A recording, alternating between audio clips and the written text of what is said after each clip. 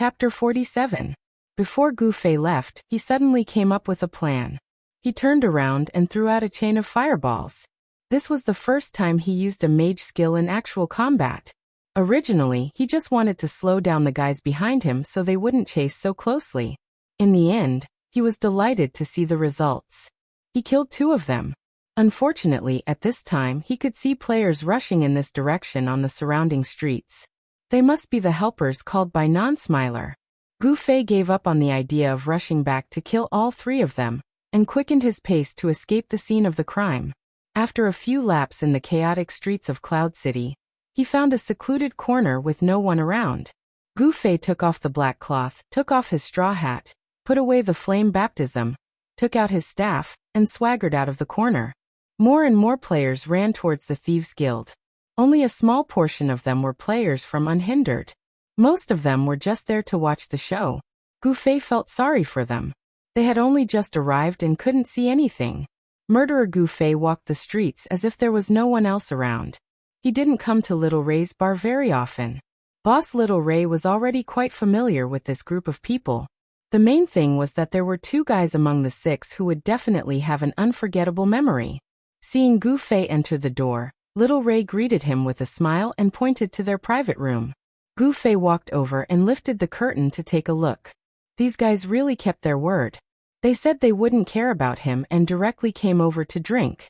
Now they really were here to toast. The 5 looked up and saw Gu Fei. Han family young master looked at the time. 6 minutes. Sorry I won. Sword Demon said expressionlessly, and reached out his hand to the table. The other 4 helplessly reached into their pockets, and each took out 5 gold coins, throwing them on the table. Sword Demon mercilessly put them all into his pocket, and then reached out to Yutian. No, you should have 10. Hey, I was just joking. You took it seriously. Yutian Shenming was displeased. Of course, you have to keep your word. Sword Demon extended his hand and didn't move.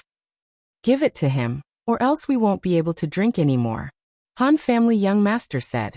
Yutian Shenming reluctantly took out another 5 gold coins, and gave them to the Sword Demon. After settling the accounts, the 5 of them began to pay attention to Gu Fei. The Han family young master took the lead to applaud. Welcome, welcome, welcome our number 1 killer. Gu Fei watched as the Sword Demon filled his pockets with gold coins and asked, What are you doing? Nothing. We're just estimating the time you'll need to break out of the encirclement. Han family young master said. Bet. Sword Demon won? Gu Fei said as he sat down. Sword Demon nodded. Then you should give me half. Gu Fei smiled. The Sword Demon nodded again, and took out gold coins from his pocket. He carefully counted 12, then counted 50 silver coins and pushed them in front of Gu Fei. Half each. Gu Fei was stunned. He was just joking. The Han family young master looked up at the sky and sighed. Take it. Next time, remember not to joke with people who lack humor. Sword Demon was very serious. I should. Even if you didn't say it, I would have given you half. Gu Fei laughed dryly. Thanks. Then he put the money into his pocket. Yutian Shenming's face was full of pain. How is it? What's the situation with the Non-Smiler now? Han family young master asked Gu Fei. I don't know. I came over after breaking out of the encirclement. Do you want me to go back and talk to him? There are quite a lot of people over there. Gu Fei said. Yutian Shenming nodded. The people who went to Cloud Valley were all called back. Did the Non-Smiler say anything in the guild channel? Han family young master asked Yutian Shenming. Yutian Shenming stared at the chat log in the guild channel. Everyone is asking him what happened and who the other party is, but the Non-Smiler hasn't said anything. He said something. Yutian Shenming suddenly said. What did he say? Brothers, avenge me. Yutian Shenming read to everyone. Everyone looked at each other. This guy is so fucking hard to deal with. Han family young master sighed. However, if he stays with us and doesn't pester the purple crystal of rebirth, our mission will be considered complete. Brother, you said. That's impossible. He doesn't even know who we are. How can he fight with us? In the end, he can only take it out on the reborn amethyst. Han family young master said. I think we've made a mistake from the start. Gu Fei said. When did the non-smiler and July wildfire happen? This guy is petty enough to hold a grudge until now. And wasn't he in the wrong first? Now he's the one who jumped out to provoke us. He's thick-skinned enough. He's been killed 4 times and he's still shouting, brothers, avenge me. He's really vengeful. This kind of person, as long as he stays in the game, he'll be a scourge sooner or later. Once he finds the chance, he'll jump out and bite you. Then what do you think we should do? Get him out of the game? No matter how strong we are, we can't do that. Han family young master said. Gu Fei was about to speak, but brother Yu spoke first. Let's look at the situation first before making a decision. Brother Yu said. Everyone nodded in agreement. Gu Fei swallowed the words he wanted to say. At the same time, the entire Cloud City and its surrounding areas were talking about this big event. With Qianli's voice transmission function in the chat channel, the news spread faster than ever. Ever since the game was released, there had never been a PK incident that shocked the entire guild. And today, the largest guild in Cloud City, Foreseas, ran from Cloud City to Cloud Valley, and from Cloud Valley back to the Rogue Guild in Cloud City. News from the Cloudy Fruit Farm stated that in the middle of the main road, Unsmiler, who had dominated the Foreseas, was passing by. Suddenly, a thief appeared from stealth. His face was covered with a black cloth, and with 2 swishes he killed Unsmiler. Then he left. Another witness from the Rogue Guild in Cloud City said that there was a man with a black cloth covering his face, holding a knife, who hacked Foreseas to death in front of the guild's entrance. Then he went for a stroll, turned around and hacked Foreseas again, then broke through the encirclement of several people and left. After that, there were people who analyzed the time when Foreseas was killed in the 2 locations, and found that there was a continuity. Combined with the mysterious black cloth covering both of their faces, they came to the conclusion. This was a very organized and premeditated assassination aimed specifically at Foreseas. Foreseas was an old ID, and many people were familiar with this name. Very quickly, some people connected it to the case from before. But after searching July Wildfire in the game, they found that it was still an unclaimed ID. Although some people still believed that July Wildfire was pulling the strings behind the scenes, they couldn't interview her, so there was no proof. This matter caused an uproar all over the city. How could the reincarnated Amethyst girls not know about it? July called the girls back to the guild office at the first instance. Originally, apart from Luoluo, the other girls didn't know about this matter, and they had to go back to what happened in the game. But now, the matter had expanded to the point where it couldn't be hidden. Just saying that it was because of the conflict during the mission that caused hatred? Other than Little Rain, no one would believe it. After July explained the whole story to everyone, she immediately received the unanimous support of the girls. After all, July didn't intend to have any entanglement with the other party. It was Foreseas who provoked and caused trouble first. Even the mild-tempered girls couldn't tolerate such a bitch. For example, the hot-tempered Fiercely had already kicked a bench, indicating that he wanted to rush out and finish Foreseas off again. Then of course he was held back by the girls. July said solemnly to everyone, because the other party's strength is obviously much stronger than ours, we've asked for help this time. What happened in Cloud City just now was probably done by them. But based on my understanding of Foreseas, killing him a few times like this probably won't scare him, so this matter is far from over. Everyone, be careful outside. It's best, don't go online for a few days. Sister July, hiding isn't the way to go, we should also fight. A girl said. But, Sister July, don't worry about us, it's a game. PK is also a part of the game. It's not like we want to be kings or anything. Won't we just drop a few levels if we die? What's there to be afraid of? Yeah. Everyone, don't argue. Luoluo stood up and said, dying and dropping levels isn't something to be afraid of, but the problem is that we can't die in vain. Reigning the Foreseas is the largest guild in Cloud City, with a total of 300 members. Just the level 30 players alone are more than our guild members. So this will be a very high-level PK battle. Who thinks that they can play a role in this PK? No one said anything. Even Fiercely, who was in the limelight in this PK simulation, didn't say anything. She didn't think much of it in her heart, But if she opened her mouth now, it was obvious that she wasn't giving Luoluo a way out. Although she was a hot-tempered person, a girl's mind was still meticulous. Seeing that no one said anything, Luoluo continued. So everyone listen to July. Be careful and hide if you can. The rest of the matter leave it to July, me fiercely, Little Rain, and the people we found to help. What do you guys think? The girls all nodded. They didn't have any objections to Luoluo's suggestion of 4 people. July was definitely going to participate no matter what, and Luoluo was the highest level cleric among the girls. Fiercely was the best at PK, and Little Rain was the highest level one. But when it came to the highest level, Little Rain weakly asked, "Aren't we going to call Qianli?" "What for?" Fiercely said impatiently. "He's a trash mage. What's the point of having a high level?" July also nodded. "Let's not bother him." "Let's go," Luoluo said. "I'll say hello to the other side. We'll go meet up first." The 4 girls said as they walked out the door.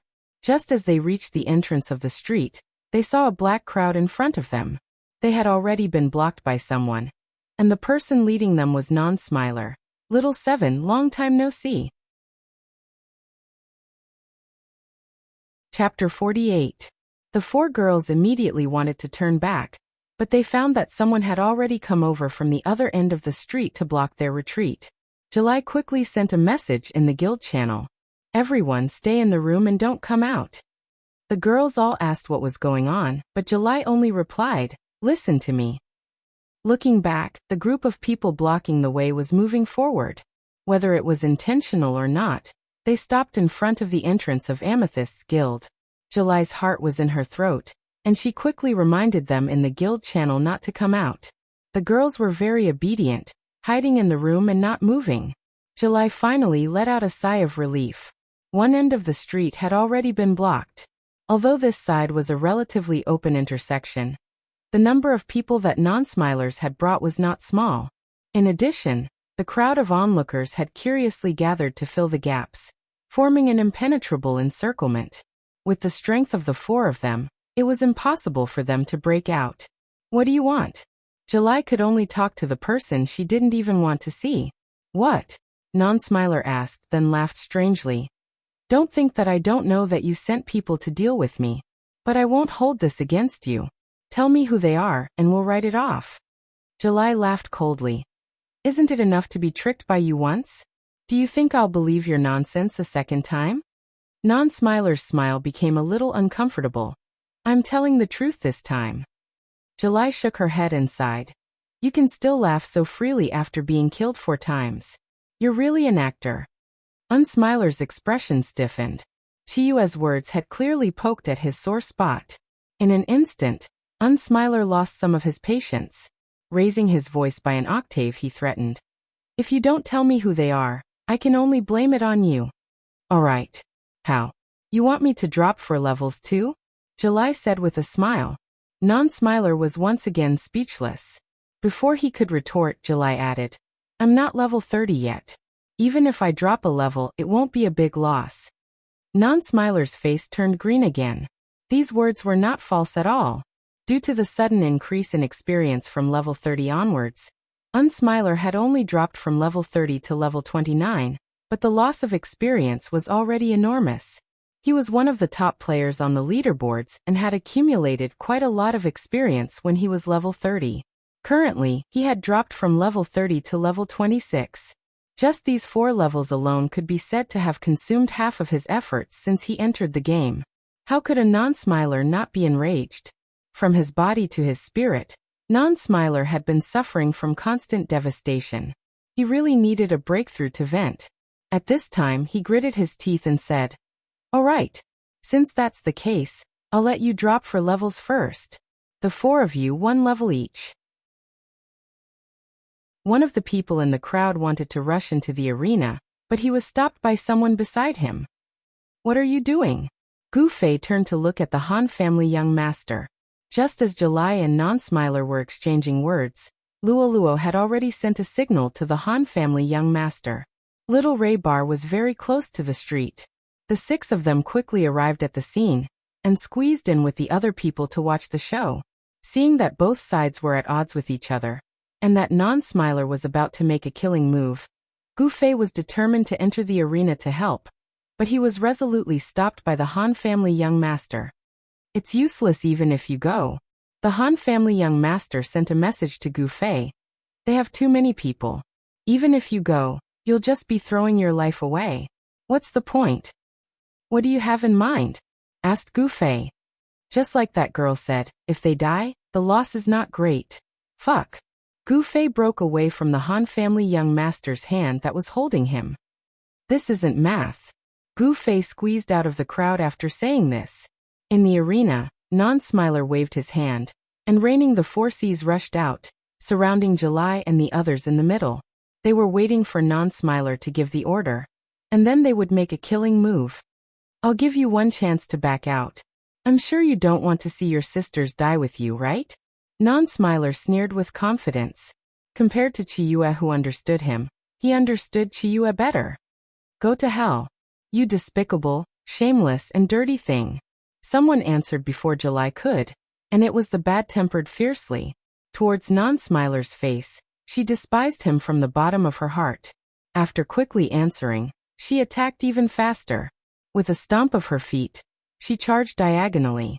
It was the Grandmaster of Combat level 24 skill, Galloping Meteor, which she had used on Gu Fei that day. She increased her speed and attacked, all the way to Non-Smiler. Fiercely, July shouted from behind. Luo also hurriedly cast a healing spell on Fiercely. Just as she rushed out, another person from the crowd beside Non-Smiler also rushed out. The same posture, the same move, Galloping Meteor.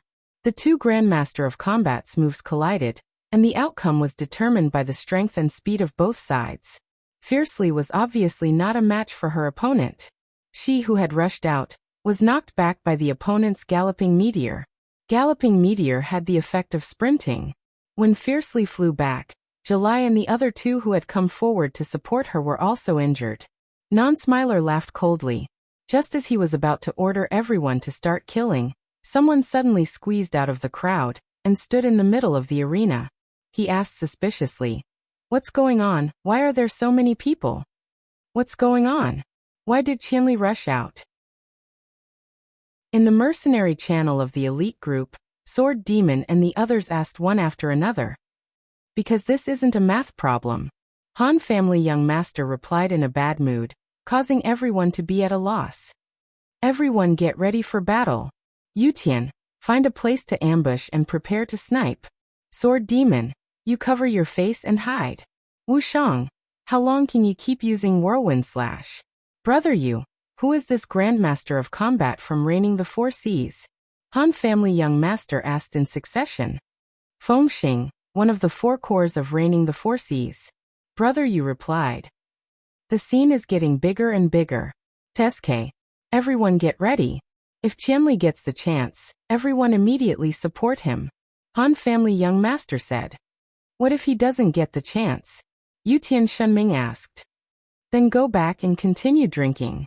Han family young master said. Everyone. Gu Fei, who had squeezed into the crowd, attracted the attention of many people. July and the others looked at him in surprise. Xiaoyu was about to call out when July grabbed her. Xiaoyu shook her head. Xiaoyu didn't know what was going on, but she still obediently shut her mouth. What's going on? What's going on? Why are there so many people? Can we still go over? Gu Fei pretended to be ignorant as he looked into the distance. Friend, please make way. No Laugh said. I want to go over. Gu Fei pointed to the other side of the street. Let's go somewhere else. We have something to do here. No Laugh said. What's the matter? Gu Fei's face was full of curiosity. But how could No Laugh explain this? Could he start from the grudge in the online game from years ago? Of course, he didn't have the patience. He immediately released his aura and said arrogantly, Haven't you heard of Reigning the Four Seas? We have something to do here. You can go around. Or wait on the side. Oh, then I'll wait. Gu Fei retreated, crossed his arms in front of his chest, and stood beside No Laugh. Everyone's eyes were once again focused on him. There's a chance. Sword Demon said in the mercenary channel. There's no chance. At most, he'll strike No Laugh once more. What's the use of this situation? Han family young master didn't think much of it. Keep your voice down. Qianli can see what you say in the mercenary channel.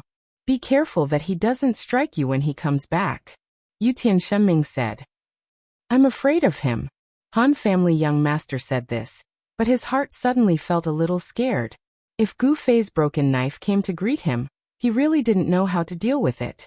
Nolaf looked at Gu Fei, who was standing next to him, carelessly, and finally smiled helplessly. He waved his hand at everyone and said, Don't worry about him. Everyone do it. Do it, do it.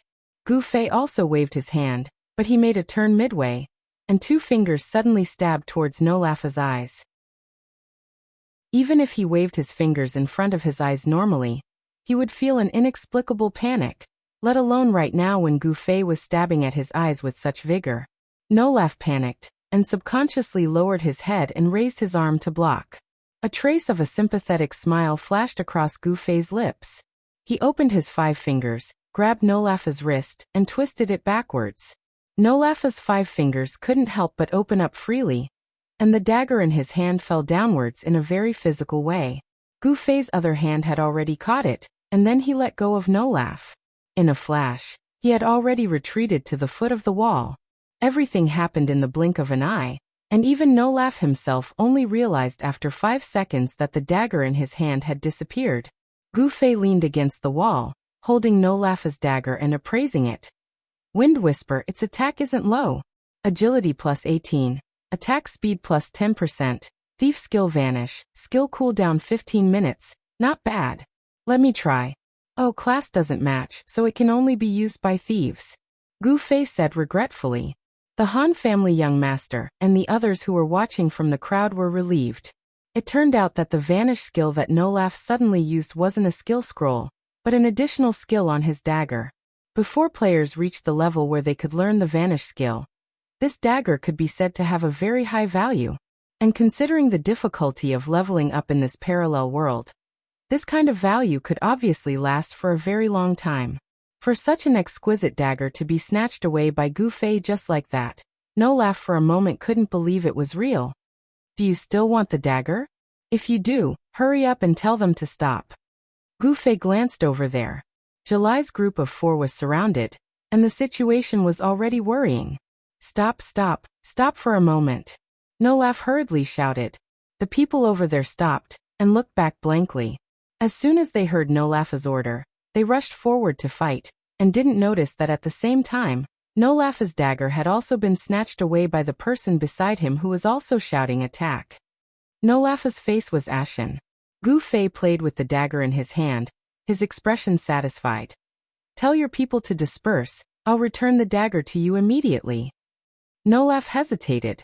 Would someone really give up on such an exquisite equipment so easily after obtaining it? Although it was a little hard to believe, there was really nothing he could do. Washing people clean, that would only give them some mental stimulation. Losing the equipment was an incalculable loss. After all, material civilization was the foundation of spiritual civilization. Chapter 49.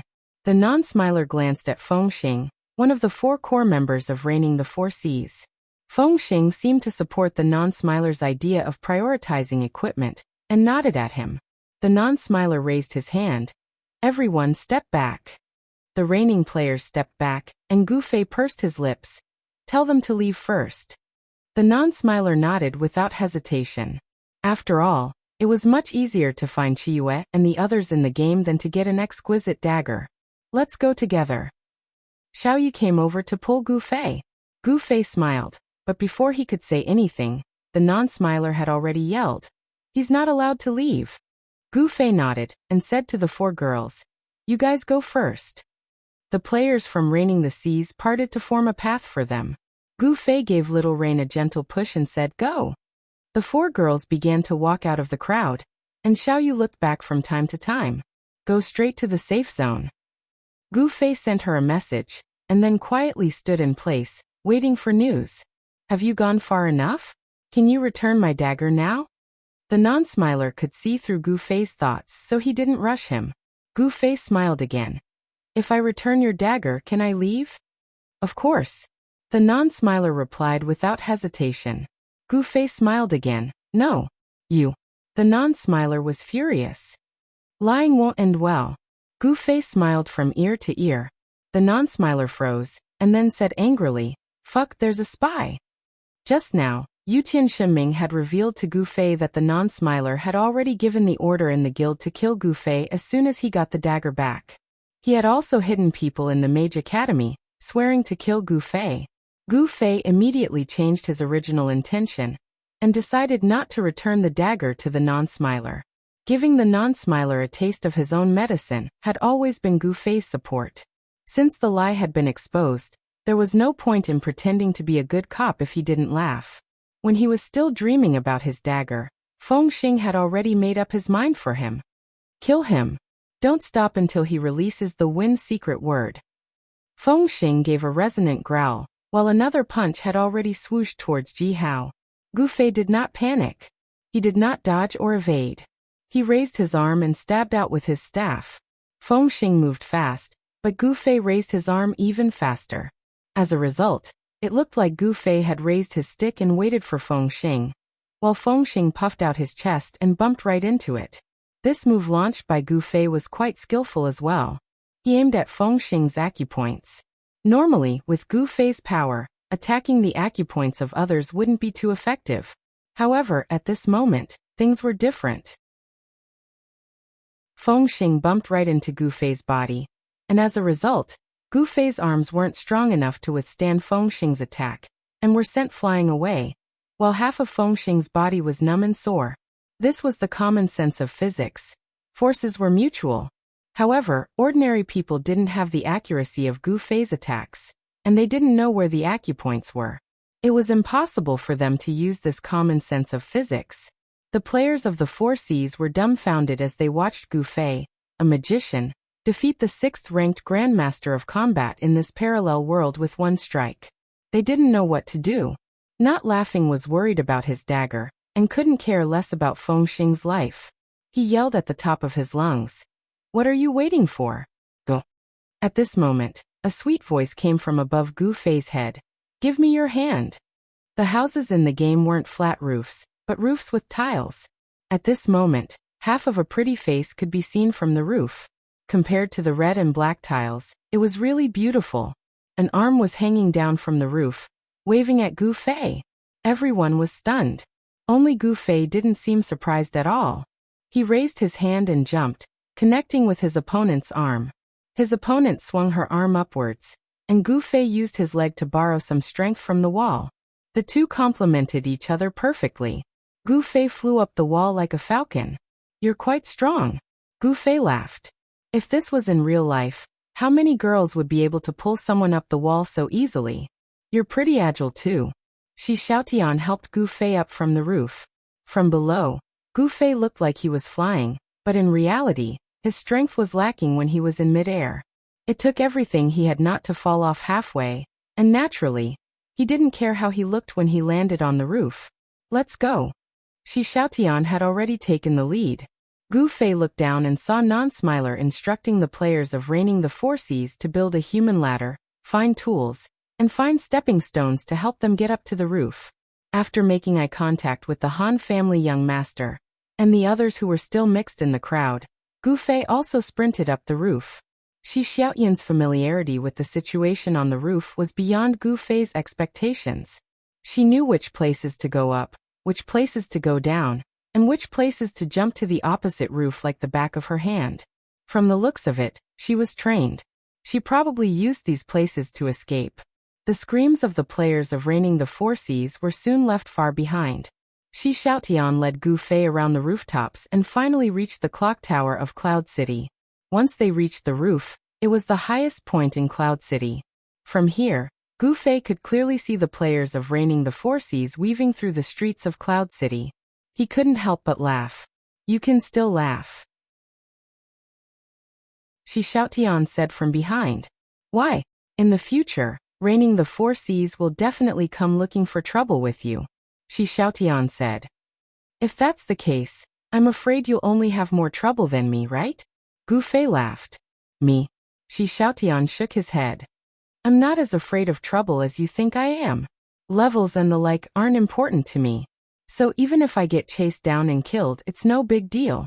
Besides, when it comes to dealing with trouble, I'm much more professional than you are. Of course, practice makes perfect. Gu Fei said sarcastically. I'm a professional swindler. There are amateurs among swindlers? Gu Fei interrupted with a smile. Shi Xiaotian didn't pay attention to this question. Like Gu Fei, he looked at the running crowd in the city and said, professional swindlers have their own rules. Among our swindlers, there is absolutely no way to deceive the feelings of others. We use people's greed to set bait and lure the fish. This is our method. You mean the person who deceives the feelings of others, the non-smiler? Shi Xiaotian nodded. It said that not long after July was tricked into leaving the game, the non-smiler was tricked into losing everything. This person, was it you? Gu Fei asked. Shi Xiaotian nodded again. Gu Fei let out a long sigh. Was it July who asked you for help? Shi Xiaotian shook his head. No, I didn't even know her at that time. I went on my own. Even to this day, she only has a slight suspicion that I was the one who did it. I have never said a word about it. Then why did you still go? Gu Fei was puzzled. Shi Xiaotian was silent for a long time before he finally said, it's a hobby. Hobby? Gu Fei was confused. I like swindling, Shi Xiaotian said. For me, it's as fascinating as an art. Your hobby is really unique. Gu Fei laughed dryly. Unfortunately, my hobby can't be used in real life, so I can only enjoy it in the game, Shi Xiaotian said. What did you say? Gu Fei, who had been relatively indifferent, suddenly turned to look at Shi Xiaotian. What? Do you think I should go around swindling people in real life? Shi Xiaotian asked. You can't even do it in the game. A wry smile appeared on Shi Xiaotian's face. You won't understand how depressing it feels to have something you love, but have nowhere to use it. Gu Fei was depressed. How could he not understand? However, Shi Xiaotian's swindling was a swindling that harmed the world, while his was a cultural heritage that needed to be further developed. How could the two be compared? Gu Fei kept shaking his head. Why are you shaking your head? Shi Xiaotian asked. Nothing. It's just that the feeling you mentioned, I might have a little. I can understand a little. Gu Fei firmly believed that the feeling of not being able to use swindling and not being able to use kung fu were different, so he could only slightly feel a little. Obviously, Shi Xiaotian didn't even believe a little of his words, so he just shook his head. In any case, because of this slightly similar feeling, Gu Fei's bad impression of Shi Xiaotian changed a little. At this time in Gu Fei's heart, he couldn't help but feel that they were both in the same boat, which would make him beat himself up. This kind of thinking is too dangerous. How can I be reduced to the same level as a swindler? All right. I have to go. Anyway, thank you very much for today. Gu Fei felt that it was better to stay away from this swindler as soon as possible. If he stayed here any longer, his mind would be corrupted. Gu Fei, who had always been calm and confident, actually looked like he was running away when he left. He went down the bell tower and looked up. Shi Xiaotian was still standing in the same place, looking down. Gu Fei waved at her, and chose a street to walk in. Getting away from his corrupted thoughts, Gu Fei still had business to attend to. Finding an empty corner, Gu Fei put on the black cloth, put on his straw hat, put away his staff, and took out the baptism of flames. When Gu Fei received the information that Yutian Shenming had revealed, he had already decided that he would not let this scoundrel off easily. In the mercenary channel, the Han family young master and the others were shouting and asking Gu Fei where he was going. Gu Fei calmly replied, "Don't worry about me. Where is the non-smiler? Why are you looking for him?" Han family young master asked. "Kill him." Gu Fei's answer was simple and to the point. Chapter 50. Non-smiler ran around Cloud City like a madman. In just an hour, he had lost 4 levels, and now he had lost his most powerful weapon. Non-smiler's pain was the greatest among all the players in the game. When he commanded the guild members to climb up to the roof, Gu Fei and Shi Xiaotian had already skipped far away. Non-smiler only cared about yelling, "Chase them! Chase them!" The guild members ran around like headless flies. Quite a few people lost their patience after scurrying around. Some of them actually scurried out of Cloud Peak City to level up. Some of them casually accepted a quest and went back to work. There were also some who directly ran into the safe zone, saying that they had something to do and quickly logged off. In the end, it was just a game. Although Non-Smiler was the core of the guild, everything had to be based on benefits. Before the guild members had tasted any sweetness, even the core members wouldn't be so unconditionally obedient. Previously, it was just because this was a guild activity that they had to participate in. That was why they came with the mentality of helping. But now, after a long time without any results, no one was willing to waste their time like this, except for Non-Smiler's few best friends. Non-Smiler led these few best friends to search for Gu Fei through the streets and alleys, constantly asking others in the guild channel if they had found anything. At first, there were people who replied no, but later on, they were too lazy to care about him, except for some kind-hearted people who had bad intentions. I saw that guy on Shell Street. I'm following him. Yutian Shenming shouted. Keep an eye on him, we'll be there soon. Non-Smiler led the others and ran like crazy, but after a while, Yutian Shenming would immediately shout. He turned a corner and disappeared.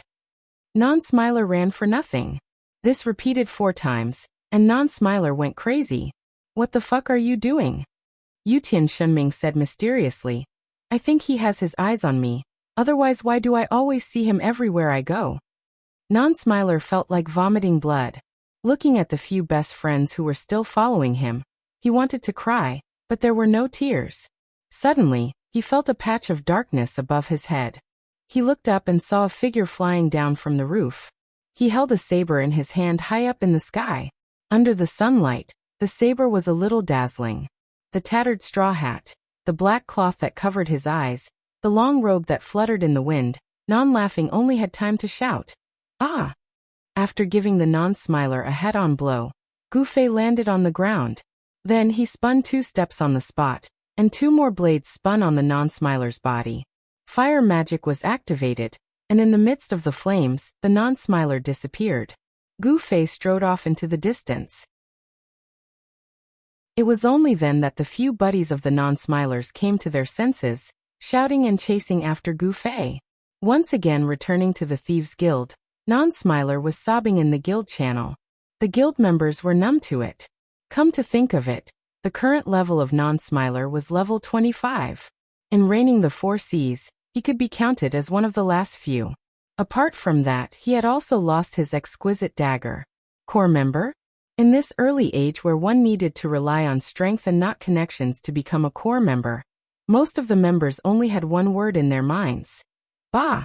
After all, this was a new game. A new guild couldn't form a strong cohesiveness in such a short amount of time. The reason they were able to organize such a large operation before was mostly because of the habits they had developed in the previous game. As soon as they saw that the guild was in trouble, they quickly rushed over to help. After causing such a ruckus for so long, that bit of inertia had already disappeared. Everyone reconsidered their values and benefits, whether or not it was worth it to help this level 25 Non-Smiler. The answer was obviously no. But not everyone thought this way. The other 3 core members of the guild felt that this matter had greatly hurt the reputation of reigning the 4 seas. They were the number 1 guild in Cloud City. They were prepared to make a name for themselves in the game. It hadn't even been a few days, and one of the core members of the guild had been killed like this. Wouldn't they become a laughingstock in the outside world? The 3 of them couldn't take this lying down, but this was mainly from the perspective of the guild. As for Non-Smiler, it was purely because of his high level and good equipment that they had recruited him into the guild. They hadn't had the time to build a deep friendship. In the end, the 3 core members came to a decision. They had to make an appearance. Otherwise, wouldn't reigning the 4 seas be looked down upon by others? At this time, news of Non-Smiler's 6th death had arrived. Non-Smiler, who had been crying in the safe zone for a long time, saw that there didn't seem to be any reaction from the guild. So he cursed the fickleness of human nature. At this time, he received news from a few of his best friends. They said that the masked guy was being chased closely by them, and that he hadn't been able to shake them off. Non-Smiler was overjoyed. He rushed out of the safe zone and ran in the direction of the news, wanting to give Gu Fei a perfect interception. In the end, although he tried to stop him, he couldn't. Gu Fei, who was striding towards him, kicked him to the ground, and then stabbed him twice with his sword to end his life. Non-Smiler's level dropped to 24. After receiving this news, the 3 core members of Reigning the Four Seas could no longer sit still. They had to take action. After all, Reigning the Four Seas was founded by the 3 of them. Their rallying power in the guild was much stronger than Non-Smiler's. Previously, it was Fengxing, the Grand Master of Combat, who had raised his arm in the guild and rallied hundreds of guild members valiantly and energetically through the Cloud Crop Farm and into the Cloud Valley. They thought that this matter could be easily resolved, but who would have thought that it would become so troublesome? Up until now, the 3 of them still hadn't figured out the whole story. They only heard that the person who had been attacking Non-Smiler and the person who had just snatched his dagger were not the same person. Just as the 3 of them were about to take action, they suddenly received a message from the guild leader of Amethyst, July. She wanted to talk to the 3 of them face to face. Reflection: go and organize some people. Fengxing and I will go meet her. Another core member of Reigning the Four Seas, who was also the guild leader, Unsworn Sword, said. Not long after, the 2 parties met at the agreed-upon place, Little Ray's Bar. In the entire Cloud City, only Little Ray's Bar had a private room, so it was more convenient to talk. July luo fiercely and Little Rain came straight after leaving the safe zone, while Unsworn Sword and Fengxing came alone. Before this, Fengxing had already fought against the 4 girls, and had even exchanged a punch with Lai Lai. Which one of you is guild leader, July? Unsworn Sword asked after sitting down. I am. July said. Wait a moment, we still have a friend who hasn't come yet. As they were talking, Gu Fei rushed in, lifted the curtain and shouted, Sorry I'm late. Since he was going to attack someone, he also had to come over to participate in the negotiation. Today Gu Fei was quite busy. As Gu Fei walked in, Unsworn Sword received a message. Non-Smiler had been killed for the 7th time, and was currently level 23. Unsworn Sword didn't have the time to deal with it. He looked at Gu Fei and asked, This is? He had heard that Amethyst was an all-girls guild, so he obviously didn't know about Gu Fei. Fengxing immediately introduced Gu Fei to him, emphasizing that this was the guy who snatched Non-Smiler's dagger. Unsworn Sword was in awe. No matter what, someone who could directly snatch a top-tier equipment from someone's hands was a ruthless character. Unsworn Sword sheathed his sword. Because they were going to negotiate, the 4 girls sat together on the left side, leaving the right side for the other 2. When Gu Fei arrived, there were no more seats on his side, so he had no choice but to sit in the middle, facing the door. Those who didn't know would think that Gu Fei was hosting a meeting. How much do you know about today's matter, Guild Leader Unsworn? July began. Well, I only know that our brother, Non-Smiler, was killed 7 times in a row. His top-tier dagger, Wind Whisper, was also stolen.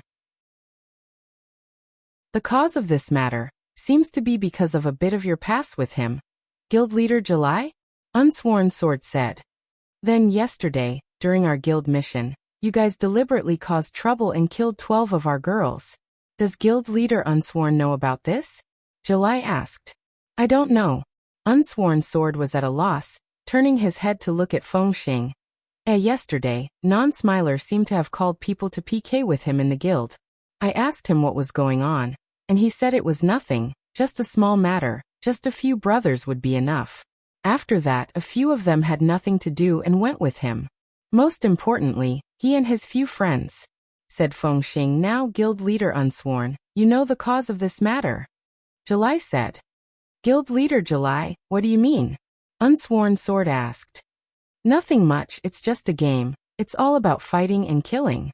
PK happens every day. It's just that, this matter was really caused by my personal relationship with Non-Smiler. So, if your guild wants to stand up for Non-Smiler, please don't look for trouble with my sisters and this friend. July said as she pointed at Gu Fei. This friend seems to have stolen something from Non-Smiler. This.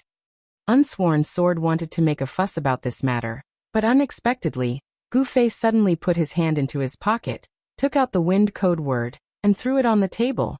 The thing is here, whoever wants it can take it. Everyone was shocked. Although this was a dagger that mages didn't have much use for, it could also be sold to thieves who needed it. It was definitely a great fortune. A fat piece of meat that was already in their mouths. Would they really let it go so easily? After hearing Feng Xing talk about Gu Fei stealing the dagger, Unsworn Sword thought that this guy was quite brave, but looking at it now, it didn't seem like much. Was he already afraid before they even said anything? Unsworn Sword laughed in his heart, but Gu Fei had already stood up. You guys take the dagger back. As for Non-Smiler, I heard that he's still being chased by people. Looks like no one can save him now. Brother, a person like Non-Smiler doesn't deserve so many people to stand up for him. Just tell him that the condition for taking back the wind code word is for him to leave the guild. See what he will choose. I still have something to do, so I'll be leaving first. You guys talk. As he said this, Gu Fei walked out of the room, turned, walked past 3 rooms, and immediately entered another one. Where's the water I wanted? Hurry up and bring it over, I'm so tired. Gu Fei shouted as soon as he entered. Han family young master pushed a glass of water in front of him. Gu Fei picked up the glass of water and gulped it down, while Yutian Shinming said. Non-Smiler left the safe zone pretty quickly this time. Right now, he's leading a few people to curse and cry in the guild. Fuck. Why didn't you say so earlier? Gu Fei threw down the glass and ran out. Non-Smiler really can't smile anymore. Han family young master mumbled. Chapter 51. Gu Fei exited the tavern, and immediately ran in the direction of the Thieves' Guild. He didn't need to know the exact location of Non-Smiler because the current situation in Cloud City was, where Non-Smiler was, there would be many people. Everyone in the city heard about this never-ending chase. From level 30 to level 23, it took less than an hour, and the pursuit seemed to be continuing. The rumor about the masked killer had already spread like wildfire. Everyone wanted to see it with their own eyes, and the most effective way was, of course, to follow Non-Smiler. Fortunately, the chat window of the parallel world didn't have a public channel like the world of online games. Or else there would definitely be many players who would send Non-Smiler to the trading window just to see the killer's glory. As he gradually approached the Thieves' Guild, Gu Fei really did see a gathering of people. He squeezed his way in to take a look and saw Non-Smiler and a few of his best friends walking in the middle of the street. Behind them was a large group of players. The group that Gu Fei belonged to circled around and ran to the intersection in front to take a look. There were many people squeezing on the rooftops on both sides of the street. Non-Smiler was obviously unhappy to be surrounded by people like this. But he could only swallow his anger. Because there were too many people, if he scolded a few words, Non-Smiler would drop another level before the killer came. Gu Fei smiled slightly. Sorry. Excuse me. Gu Fei apologized along the way and left the crowd. He found a place where he could go upstairs and climbed up the wall. The players on the rooftops were all focused on Non-Smiler on the street below. Gu Fei secretly changed into his killer outfit and tiptoed behind the others to find a place where Non-Smiler was walking. Brother, excuse me. Gu Fei patted the person in front of him. The person turned around impatiently, but as soon as he saw Gu Fei, his eyes immediately lit up. Gu Fei hurriedly made a gesture to keep quiet. The person covered his mouth with both hands and nodded furiously, then used his shoulder to push the guy next to him. What are you doing? The person next to him turned his head. When he saw Gu Fei, his eyes immediately lit up. Gu Fei hurriedly made a gesture for him to keep quiet. That person covered his mouth with both hands and nodded desperately. Then, in the blink of an eye, a group of players covered their mouths with their hands while their eyes shone. They quietly opened up a path for Gu Fei, and Gu Fei slowly appeared through the gap. The players across the street burst into commotion. Their eyes immediately shone, and Gu Fei quickly made a gesture. Why was it suddenly so quiet? Non-Smiler found it a little strange. With so many people gathered together, the chattering noise was not small. But just now, it suddenly became very quiet. It was so quiet that he could hear the wind above his head. The Non-Smiler hurriedly raised his head, only to see a red light cleaving towards him. The red light made the unsmiling man's face pale. Soon he was far away from the crowd. The few buddies of the non-smiler had also gone crazy. They had been following the non-smiler and had been very, very careful. This time, when they saw so many onlookers, they felt that even if the killer wanted to strike, they would be aware of it. Who would have thought that so many people would wholeheartedly cooperate with the killer? Nowadays, morals were really degenerating. There was no sympathy at all. The few guys thought in grief and indignation, but they could not turn their grief and indignation into strength. Once again, Gu Fei easily shook off their entanglement. The onlookers had already prepared a way out for him. Gu Fei flashed away and quickly shook off the entanglement of the non-smiler's companions. However, he could not shake off the onlookers' pursuit. Many people followed in Gu Fei's footsteps. For one thing, everyone was curious about the killer's true face. For another, following this killer was much easier than following the non-smiler, wasn't it? Gu Fei deeply understood that the power of fans was infinite. At this rate, the non-smiler's buddies could quickly catch up with the crowd and find him. Gu Fei could only continue to run like his life depended on it. He did not know how many laps he had gone in Cloud City, but Gu Fei still could not shake off the crowd behind him. After all, there was strength in numbers. Some people had clearly been shaken off before, but at the next intersection, Gu Fei was pleasantly surprised to find that the person in front was looking for him in a daze, and he just happened to bump into him. Such an exchange of old and new led to Gu Fei always carrying a string of tails. But the heavens did not disappoint those who tried. In the process of wandering through the streets and alleys, Gu Fei finally encountered the dazed non-smiler once. Was there any need to hesitate? He rushed over on horseback, raised his hand, and killed the non-smiler. In the flash of white light, Gu Fei vaguely saw that something seemed to have fallen to the ground. Behind him a player cried out, "Dropped equipment." But then everyone found that Gu Fei had run away without looking back. Everyone was stunned, and suddenly rushed madly toward the item dropped by the non-smiler. No matter how tempting the truth of the mysterious killer was, it could not compare to a piece of equipment that might be of the highest quality. Just like that, Gu Fei unexpectedly got rid of the entanglement and ran into a street. When he saw that there was no one around, he quickly tore off his disguise and let out a long breath. At the same time, Unsworn Sword, who was still negotiating with July in Little Ray's bar, received 2 reports of the non-smiler being killed in a row. Counting on his fingers, the non-smiler was now level 21. Unsworn Sword was a little uneasy. Part of it was because he was worried about the face of his guild. The other part was actually a little afraid. Although the non-smiler was miserable now, this person was indeed a powerful character through and through. Otherwise, Unsworn Sword and the others would not have roped him into the 4 seas and even given him the status of a core member. The non-smiler had no resistance at all in front of him. What if it was him? The Sword of No Oath felt a chill down its spine. Yes, he was the leader of the largest guild in the clouds with 300 members, but this did not mean that he could take 300 people out to level up every day. This assassin-like character came and went like a ghost. In such a short time, he had already killed the non-smiler to level 9. It was really too scary. What was even more frightening was that currently, this guy was only attacking alone. According to the previous report of the non-smiler's party being wiped out, the other party had 6 people at that time. If the 6 of them acted together, wouldn't that be even more frightening? The fear in his heart tilted the balance of the negotiation. Was there still a need to waste energy on a level 21 guy? He had already been killed 9 times. How could the guild's face be redeemed? Moreover, the other party's current spearhead was focused on the non-smiler. If the guild began to officially support the non-smiler with great fanfare, wouldn't the other party's target be everyone in the guild? Unsworn Sword deeply understood the pain of the enemy in the dark while he was in the light. After weighing the pros and cons, he finally made up his mind. After a long breath he said, "Leader July, what do you think? We will now banish the non-smiler from the guild. You guys solve your own problems." Unsworn. The first to be shocked by this decision was Feng Xing, who was beside Unsworn Sword. Unsworn Sword looked at him, but didn't explain anything.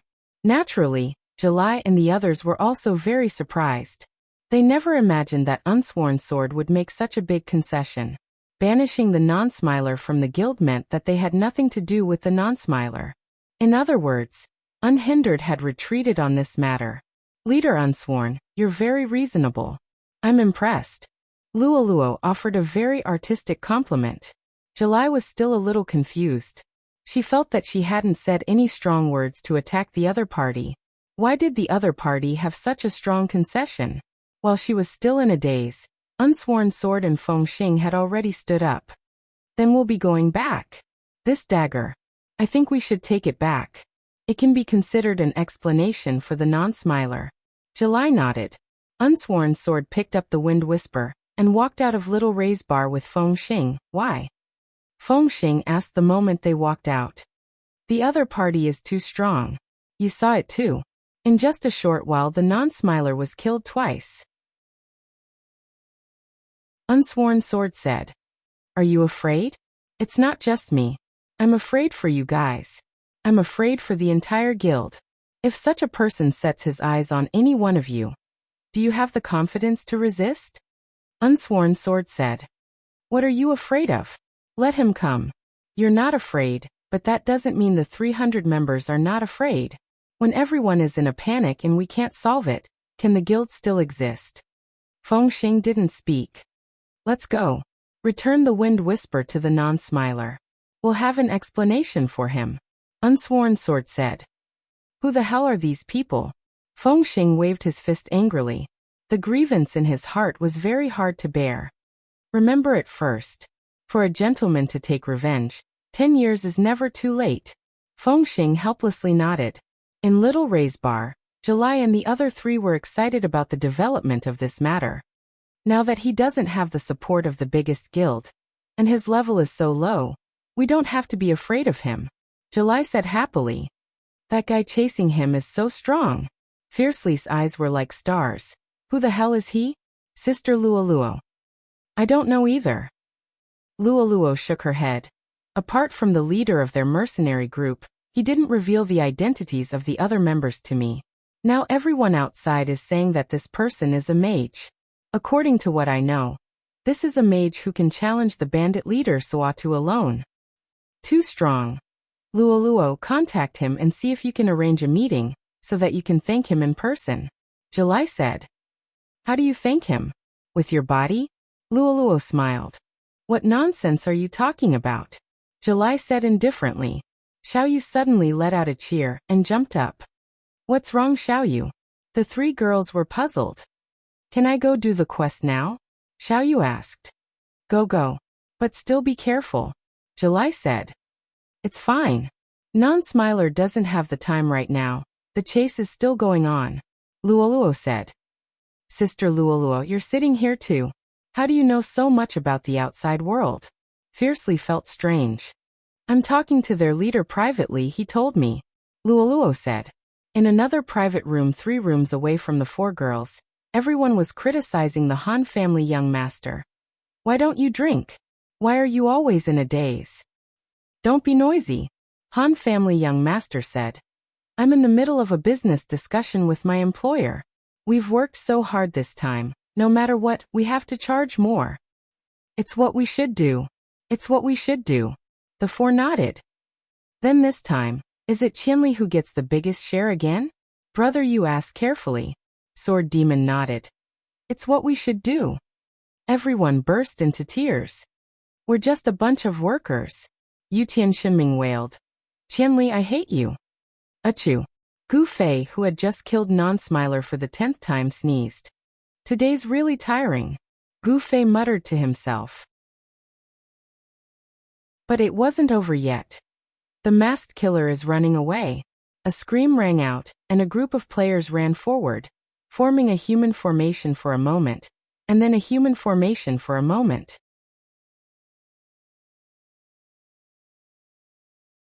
Chapter 52.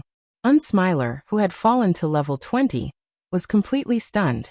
He stood motionlessly in the rogue guild, allowing the surrounding players to point at him. Did you see that? The 11th place rogue EXP leaderboard has now been defeated to level 20. TSK. Fuck, what are you standing there for? Hurry up and come out. I want to see the masked killer. Ha ha ha, I've already seen him twice. I chased him for 5 blocks. Why isn't he coming out yet? I'm dying of anxiety. The players were all anxious, wishing Unsmiler wouldn't hurry up and come out of the safe zone to die. If it wasn't for the fact that physical contact was prohibited after logging out of the safe zone, the situation of being thrown out of the safe zone to be killed as Gu Fei suggested would have already happened to Unsmiler. The masked killer didn't come out, but the players saw Unsworn Sword and Feng Xing. These two were like Unsmiler, core members of Reigning the Four Seas. However, the players who knew the inside story knew that Reigning the Four Seas was formed by Unsworn Sword, Feng Xing, and a player called Reflection of Years. Unsmiler was just a latecomer. The two saw the large crowd, but didn't say anything, walking straight to Unsmiler in the safe zone. Unsmiler. Unsworn Sword called him. Unsmiler raised his head, his eyes a deathly gray. The reincarnated amethyst people came to talk to me. Unsworn Sword said. Unsmiler didn't say anything, quietly listening.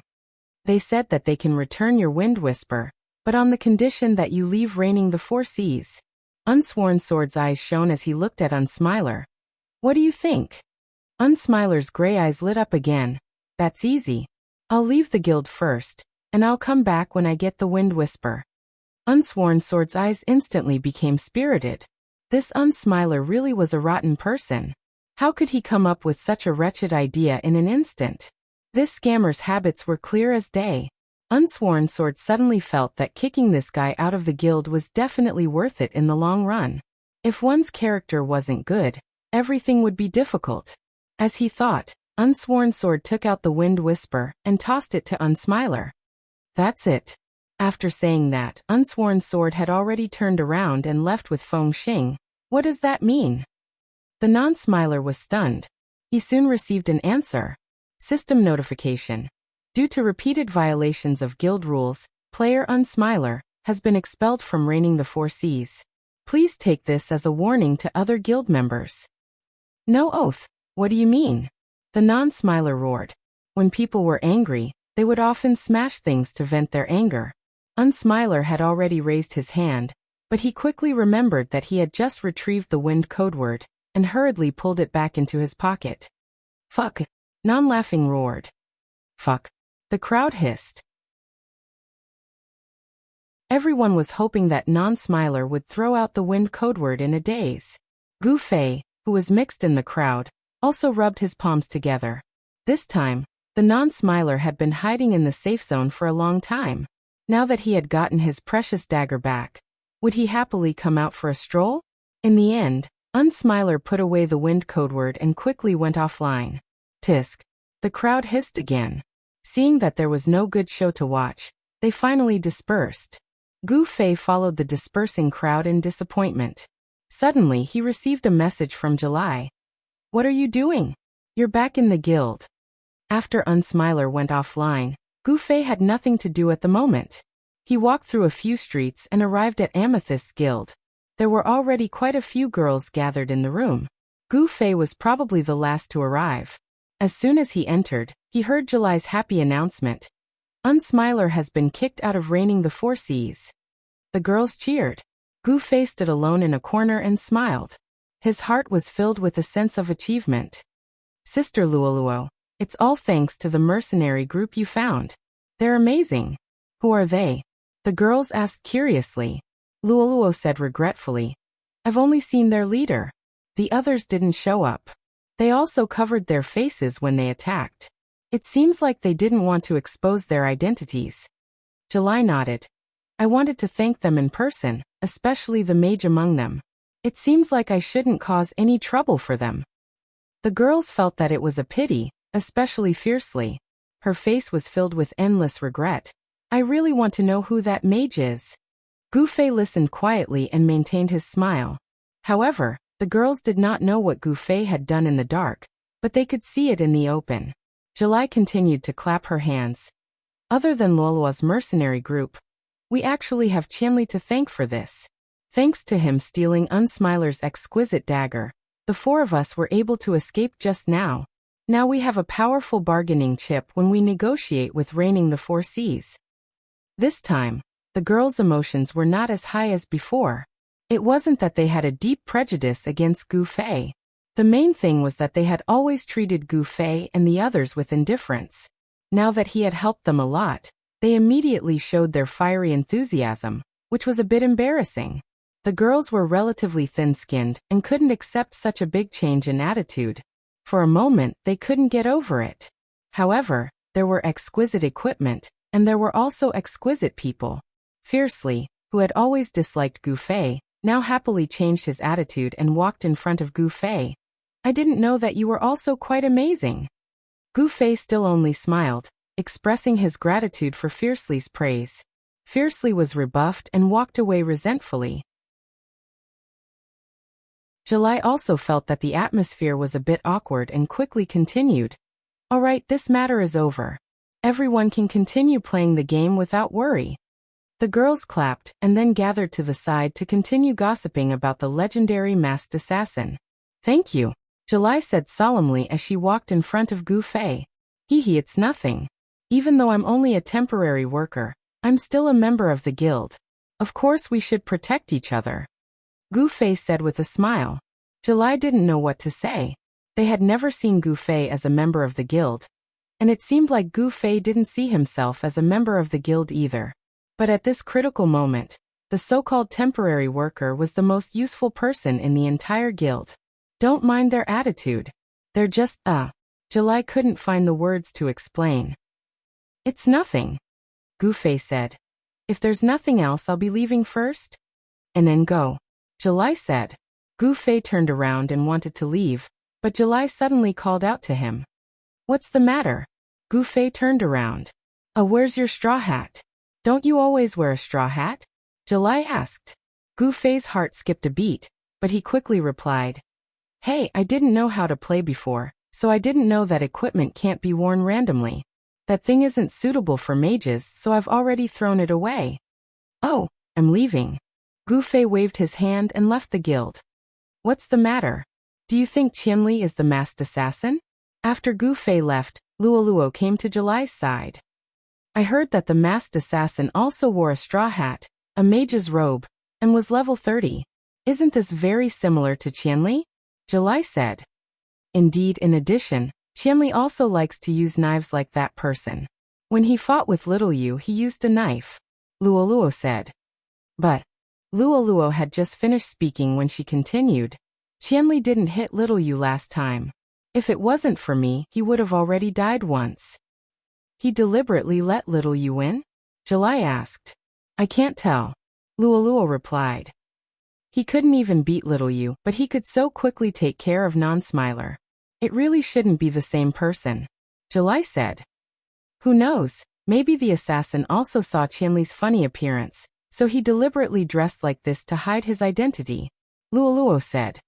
Then he really does have a sense of humor, July laughed. No matter what, the possibility of it being Qianli is quite high, Luoluo said. Yes, we'll definitely meet again in the future, July said. Gu Fei, who had left Amethyst, had already realized this problem.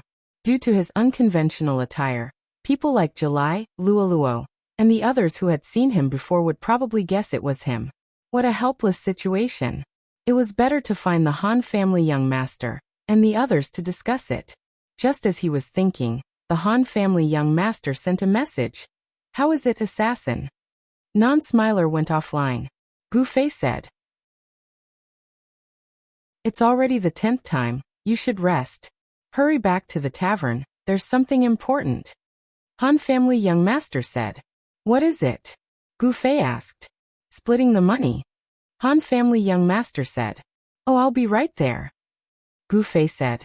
In Little Ray's bar, the 5 of them sat in a circle, waiting for Gu Fei. There were 10 bulging money bags piled up on the table, like a small mountain. Open it and pour it out. Yu Tianshiming's voice was a little shaky. 1,000 gold coins. It'll be a spectacular pile. I want to see. Useless. The other 4 scolded while gulping. How much did you earn from the last mission? Yu Tianshiming asked. 210 gold coins. Qianli took 60 gold coins, We each took 30 gold coins. Han family young master said. There's actually so many this time. Rebirth amethyst, these women are really rich. Imperial sky god Ming said. How are we splitting it this time? Brother Yu asked. Qianli did put in a lot of effort this time. He takes half, and the 5 of us take the other half. What do you think? Han family young master asked. That's right. Sword demon nodded. 500 gold coins. Yutian Shenming was at a loss. 100 gold coins isn't a small amount, be content. Unscathed in battle said, we can finally change to a slightly better weapon. Brother Yu looked around. Now in our group, only Sword Demon's Frostbite Memories and Yutian's Bright Moon Godly Bow are of the highest quality. My bow isn't the highest quality, it's just a little higher than a normal bow. Sword Demon's is the highest quality, 30% lethality. If my bow had this attribute, I'd be invincible in the world. Yutian Shenming hooted. Be low-key, the king of assassins is right behind you. Unscathed in battle said as he patted Yutian Shenming. Yutian Shenming turned around and saw Gu Fei, who had already lifted the curtain, and was standing behind him.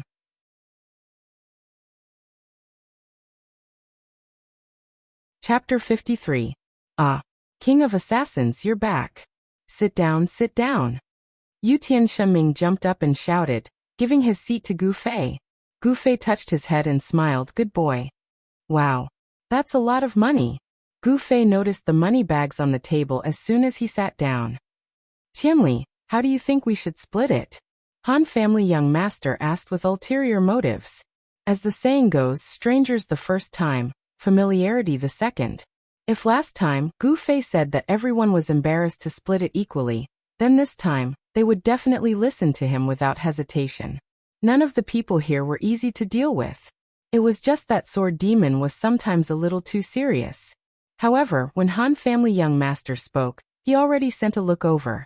It was unknown if Sword Demon understood, but he didn't speak. Oh, I say. Facing their expectant eyes, Gu Fei started counting with his fingers. The target is non-smiler. He killed it a total of 10 times. I killed it 8 times, and Sword Demon killed it twice. There are 10 money bags here. So it should be 2 for Sword Demon and 8 for me, right? And that's right. I support it. Top it. Sword Demon said. Back your head. The Han family young master was enraged.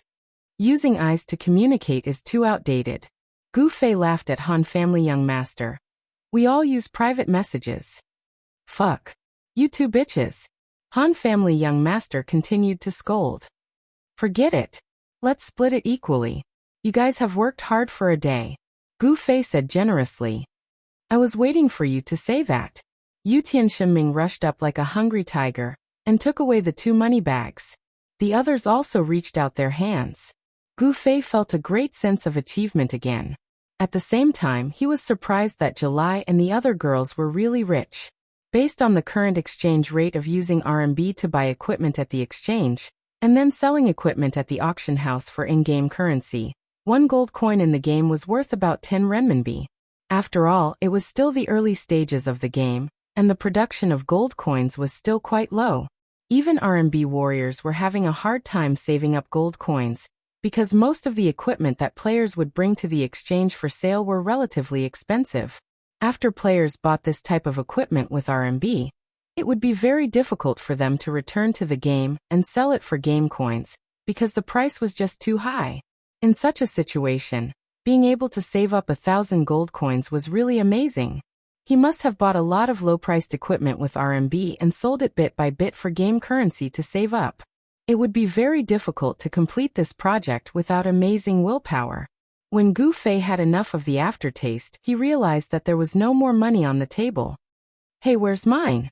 Gu Fei slammed the table. Strange, why is it gone? Someone said. The intelligence specialist, Brother Yu, reminded. There are 6 of us, and the money was divided into 10 bags. Pour it out and divide it equally. Gu Fei said. Even if you divide 1,000 by 6, it won't be enough. Everyone made a very troubled expression. Gu Fei was just about to explode when the group leader, Han family young master, said, No need. It's just right to divide it. Are you kidding me? I don't have a single cent, Gu Fei said. Have you forgotten? The young master of the Han family said unhurriedly. You drank here yesterday and spent 200 gold coins. That's the deposit for our business this time. And I've already paid for your drinks. 200 gold coins? What did you drink, Qianli? Everyone exclaimed. That's not right. That day, Brother Yu and I drank a total of 4 cups. The money for the drinks should be. Where's Brother Yu?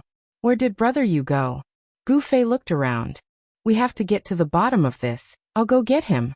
Unscathed in battle stood up and went out. However, after waiting for a long time and not seeing anyone come back, Yu Tian Shenming slapped his thigh. These 2 old foxes must have colluded with each other. I'll go get them. The moment Yu Tian Shenming left, Han family young master stood up. Hey, don't go too far. All of you come back. Just as he was about to walk out the door, a wave of heat suddenly swept past his face, and Han family young master hurriedly dodged. Gu Fei's fire baptism was already in front of the door. The saber is not bad. The Han family's young master smiled. I've cut it 8 times today just for not smiling. Gu Fei looked at his own knife and said, in NBA terms, the hand is burning hot, and the condition is surprisingly good. I don't believe you'll really cut me. Han family young master said. Of course not, but if you don't take out the money, don't think of leaving today, Gu Fei said. All right. Han family young master stretched and sat back in his seat. I won't leave then. Do you think my title as the god of wine is just for show? Little Ray, bring the wine. I want the most expensive. Put it on young master's tab. Gu Fei added. I'm afraid of you. Bring 2 bottles. Han family young master shouted. Xiaolei quickly carried 2 bottles of wine in. This kind of business was not something that could be found often. 1 bottle was 120 gold coins, 2 bottles 240.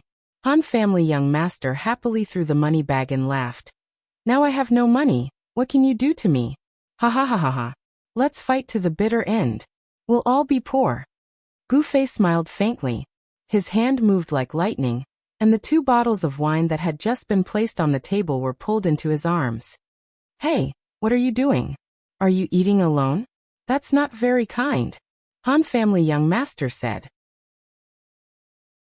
Gu Fei smiled brightly, and reached out his hand to stop Little Ray, who was about to leave after receiving the money. Little Ray, these 2 bottles of wine, I'll sell them to you for 100 gold coins each, okay? Little Ray was stunned, and so was Han family young master.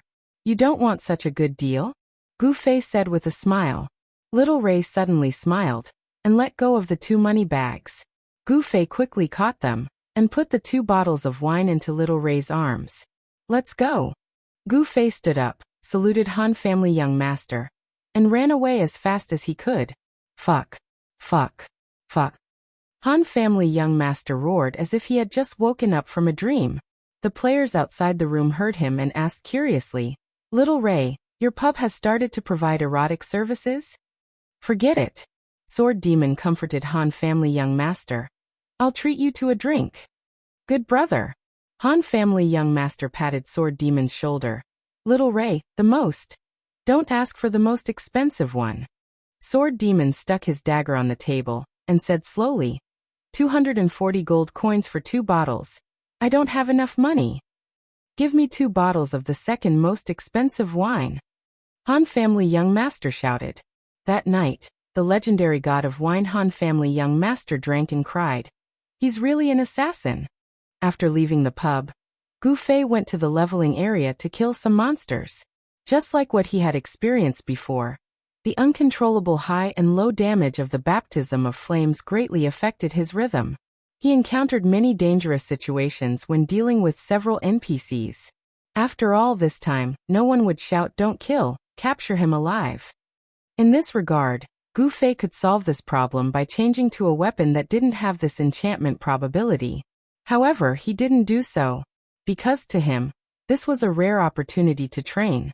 In the game, there was no training on the body, because the body's reaction, strength, and other things were not determined by humans, but by the game data. The training in the game could be said to be concentrated in the brain. When faced with certain situations, What was the most appropriate solution to deal with them?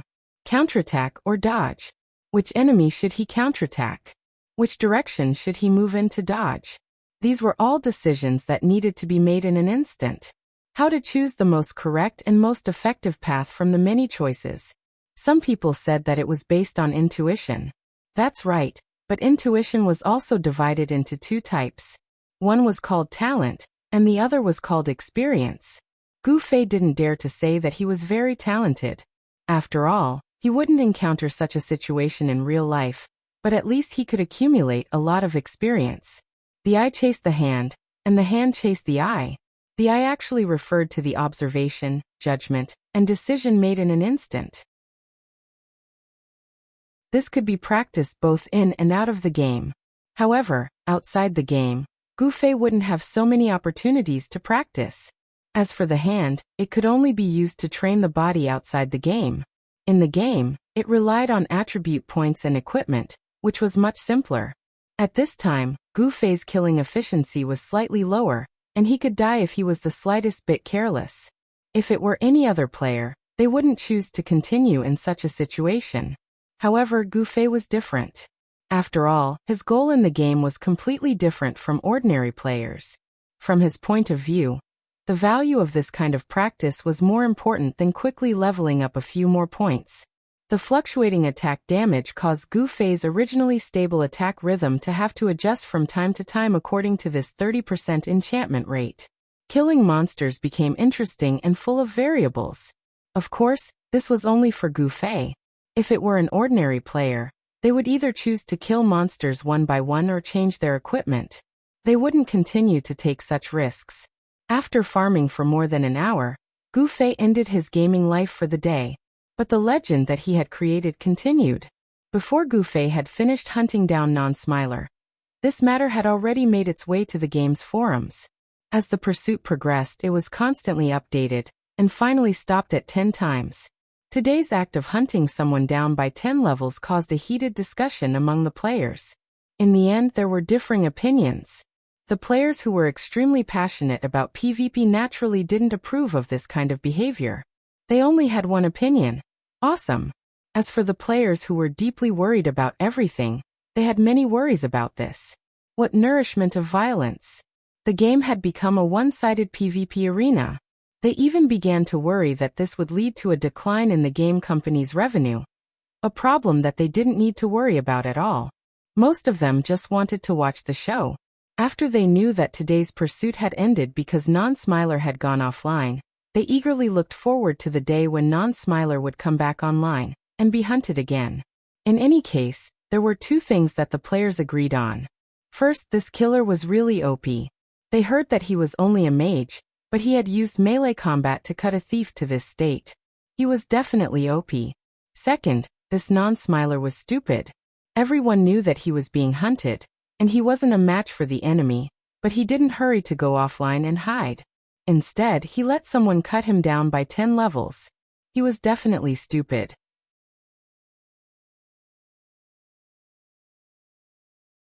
Chapter 54. After logging off, Gu Fei suddenly felt a little tired. With the amount of time Gu Fei spent playing the game every day, any normal person wouldn't find it tiring. It could be seen that Gu Fei had a very fulfilling day. The constant pursuit on horseback, the intense battle after switching to fire baptism, and the high level of concentration caused Gu Fei's mental exhaustion to be several times greater than usual. Now that he had left the game, he couldn't help but feel tired as soon as his nerves relaxed. Being an expert in the game was also very tiring. Gu Fei, Sword Demon, and the others fought day and night in the game. Otakus like them definitely couldn't compare to his body. It was hard for them to play the game so hard every day. After resting for a night, Gu Fei wasn't in a hurry to go online the next day. Instead, he casually browsed the official forums. It couldn't be denied that Gu Fei was an expert in fighting, but he was still a noob in other areas. After all, he was just a newbie. Fire baptism was an effective supplement to his attacks, and it also provided a good training environment for him.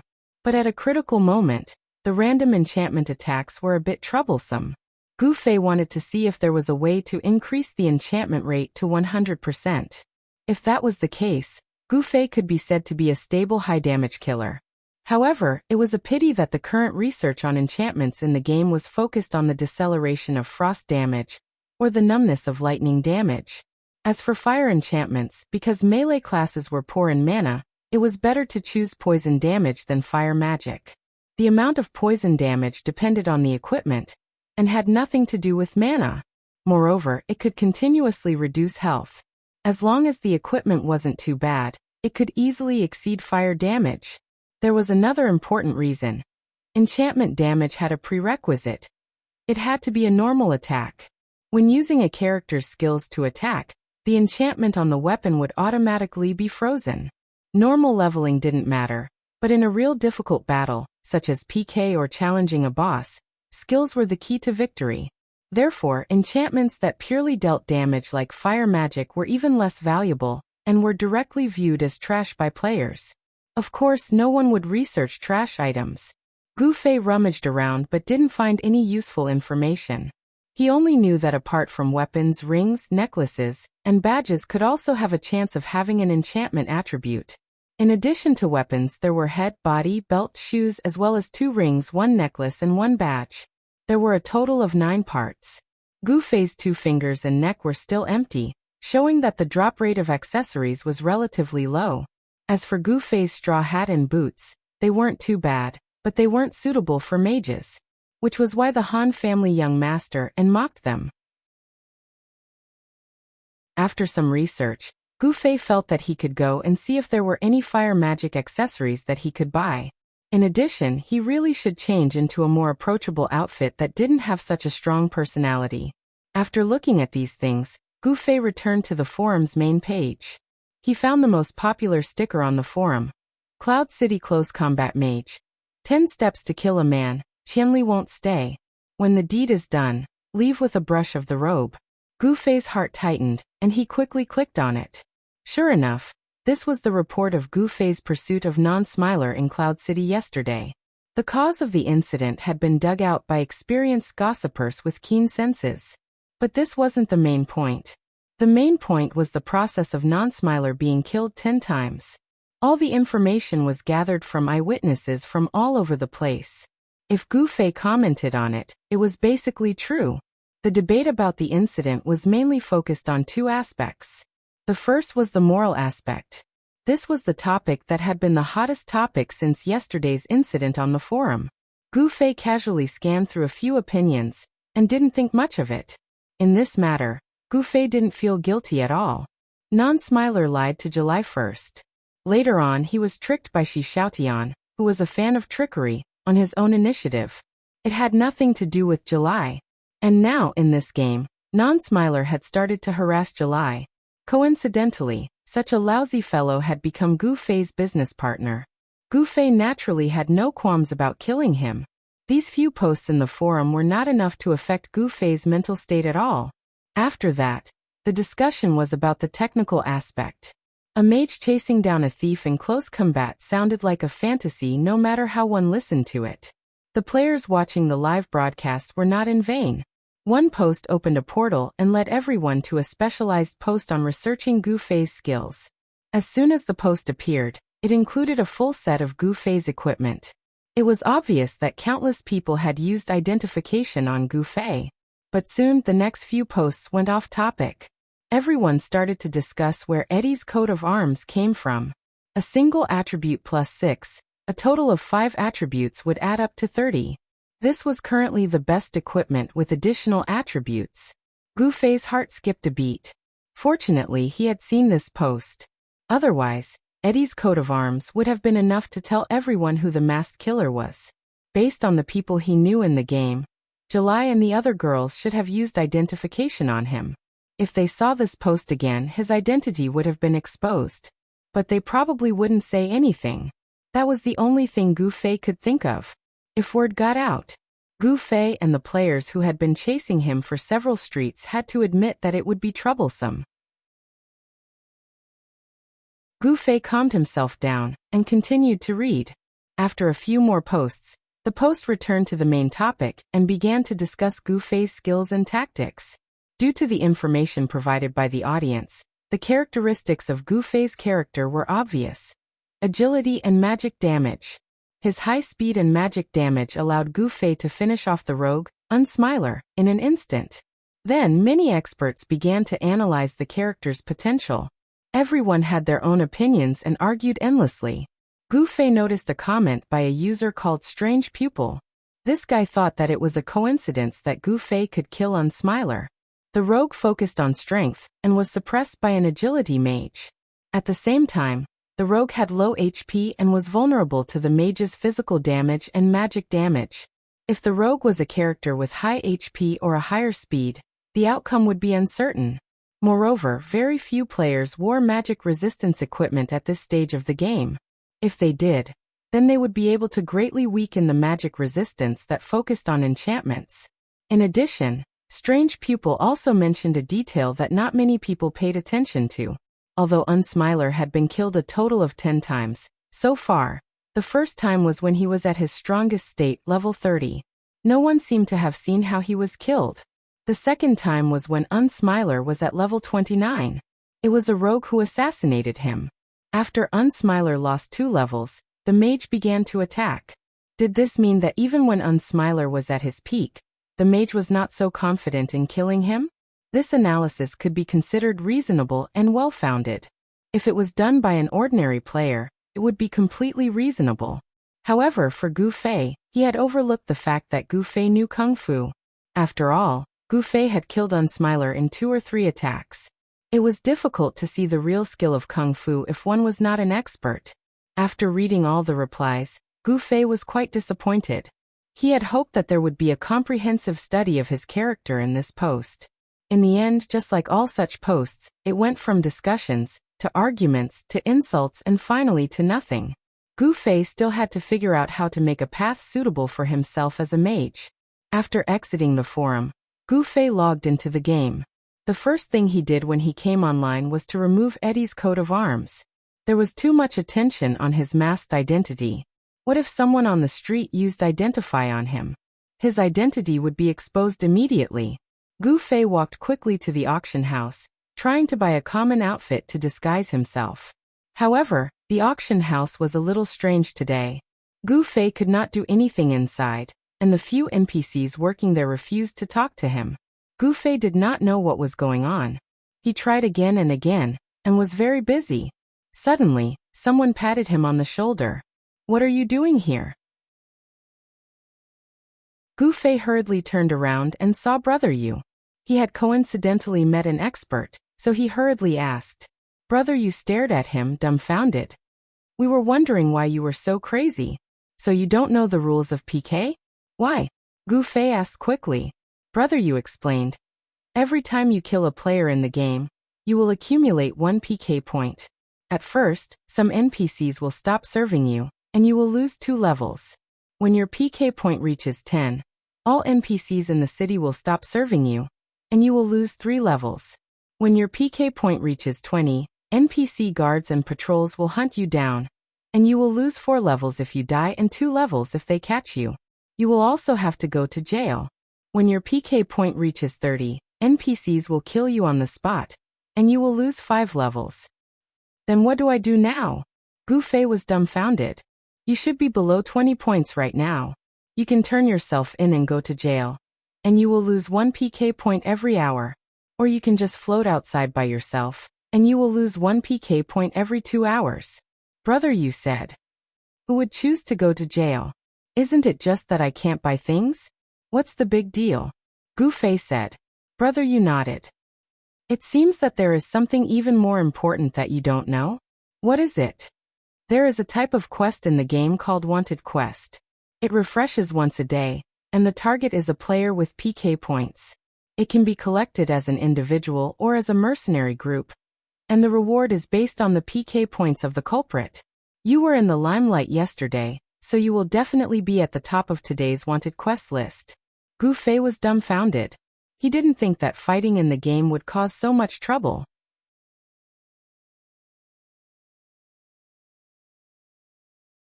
Chapter 55. If I'm on this wanted list, won't my identity be exposed? Gu Fei said. As long as you don't get caught, that's fine. Brother, you said. Won't my name be announced? Gu Fei asked. It won't. Brother, you shook his head.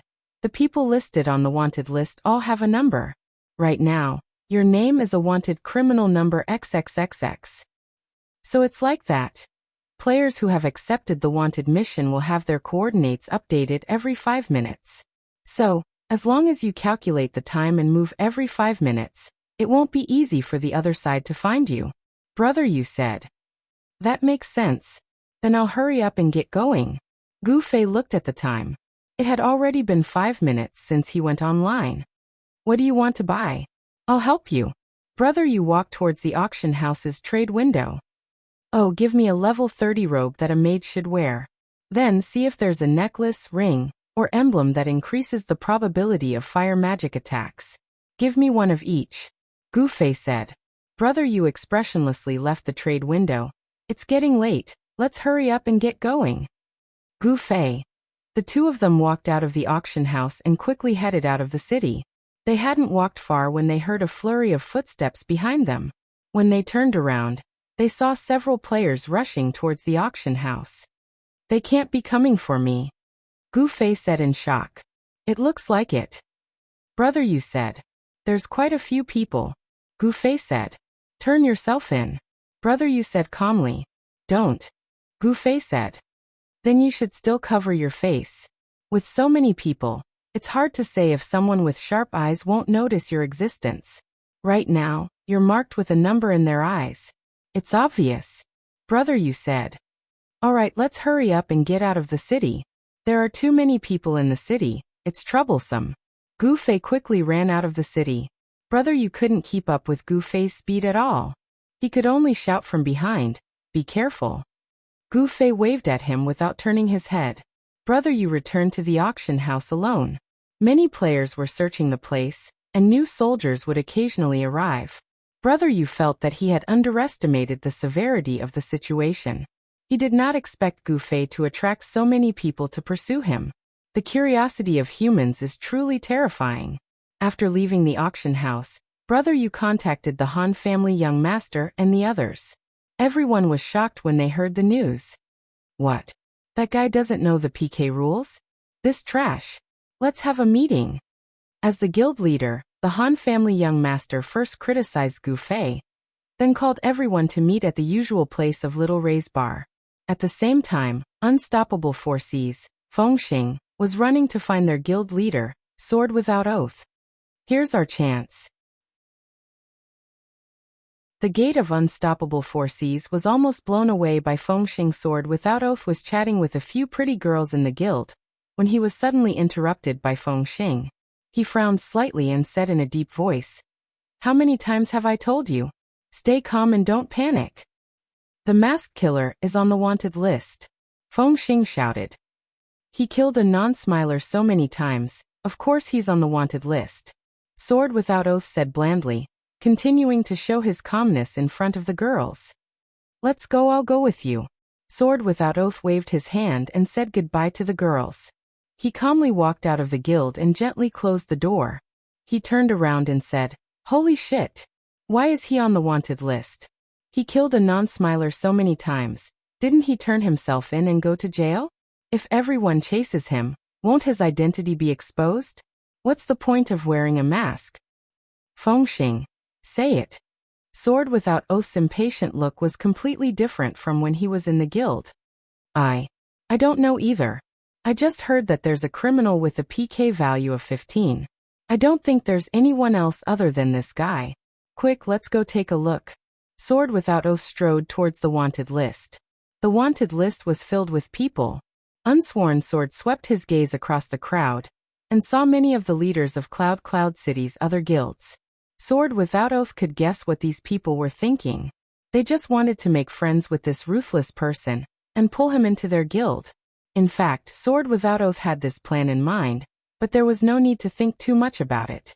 With so many people, it was still uncertain who would end up in their hands. Sword Without Oath turned his head and searched the wanted list. The masked killer's information was at the top. PK value 15, number 27149. The people who were still in the hall were not in a hurry to accept the quest. They all thought that Gu Fei would turn himself in. The place to turn himself in was also this hall. So these people stared at the players entering and exiting. When they saw that it was a mage, their eyes lit up, followed by a look of disappointment. No wonder he didn't turn himself in. Turning himself in is a dead end. Sword without oath muttered to himself. There were many mages entering and exiting, but number 27149 was still at the top. In a corner of the hall, July, Luoluo, and Fiercely were also watching the flow of people in front of them. It must be him. Beginner's robe. Fiercely pointed at a player for the 17th time and shouted. Luoluo used an appraisal spell inside. Fiercely. Experts don't have to be handsome. That's just your wishful thinking. Don't say that every handsome mage is. The one you pointed at is only level 12. Oh, how long have we been here? July asked. Almost half an hour, Luoluo said. Could it be that this person doesn't intend to turn himself in? July said the truth. It can't be? His PK value is 15, then he'll be floating outside for 30 hours and won't go offline in the middle? If he wants to go offline, he'll be discovered on the way back. As long as it's a player who has accepted the quest, they can attack him even in the safe zone, Luoluo said. Then why hasn't he shown himself? July glanced at the wanted list. Maybe he expected that there would be a lot of people waiting for him to turn himself in, so he's purposely waiting there. Luoluo said. Oh, then let's wait a bit more. Everyone held this kind of thought and patiently waited until an hour had passed. It's a cleric. Fiercely pointed at a person and began to shout. Luoluo followed Fiercely's gaze and her eyes lit up. Luoluo lightly pulled the two of them and pointed at that person, whispering into their ears. This person is the Han family young master. The young master of the Han family walked one round in the mission hall before quickly leaving. Luoluo pulled July and Fiercely and quietly followed behind him. Han family young master walked very slowly. After crossing 2 streets, he came to a place where there was no one and suddenly turned around. The 3 girls quickly hid in a corner. What are you hiding for? Come out, there are people watching you from behind.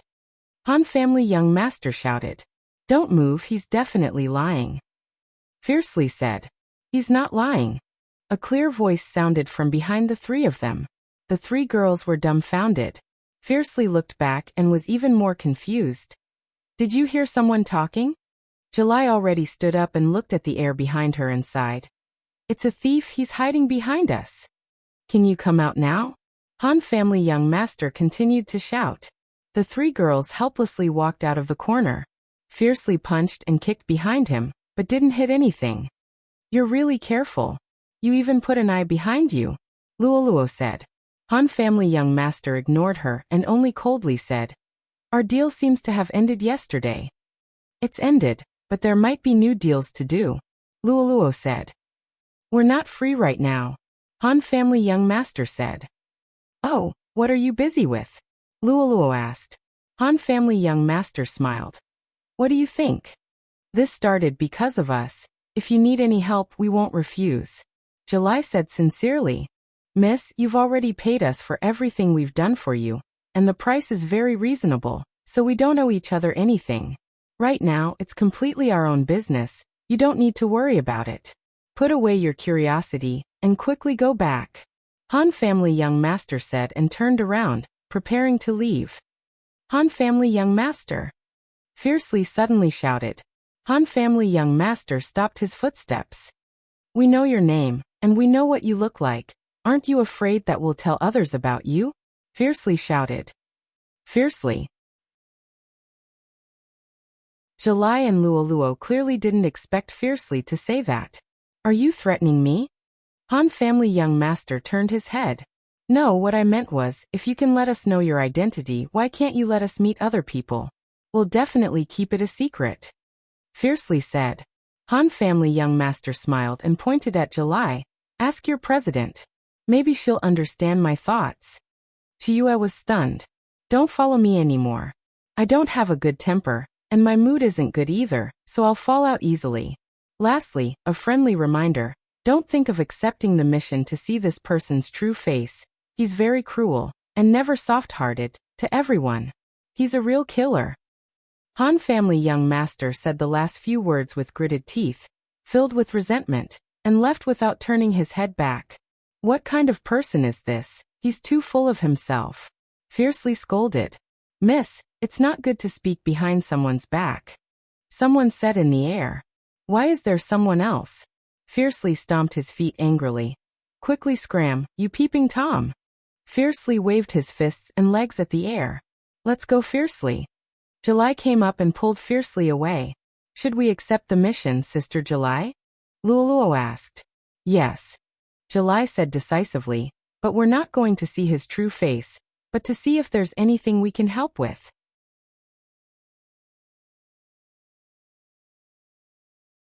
Chapter 56. Outside of Cloud City, Gu Fei had been wandering for an hour. After some thought, Gu Fei calculated that his PK value should be 15 points. As Brother Yu said, he would need to be online for 30 hours to clear it.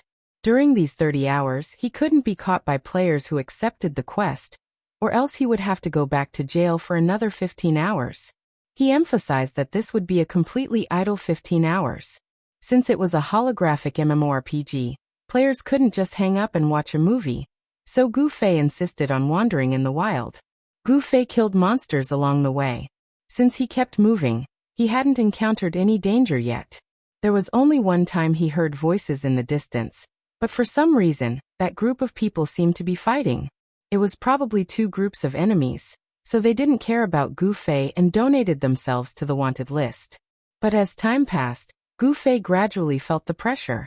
Previously, a considerable number of players thought that Gu Fei would turn himself in, so they stayed in the wanted quest hall to wait for him. So there weren't many players hunting for Gu Fei.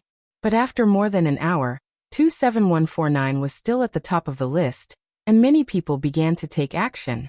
A large number of guilds and mercenary groups began to officially participate in the hunt for Gu Fei, and a large number of players rushed to the same coordinates. Among them, the most influential was still the #1 guild in Cloud City, Unhindered World.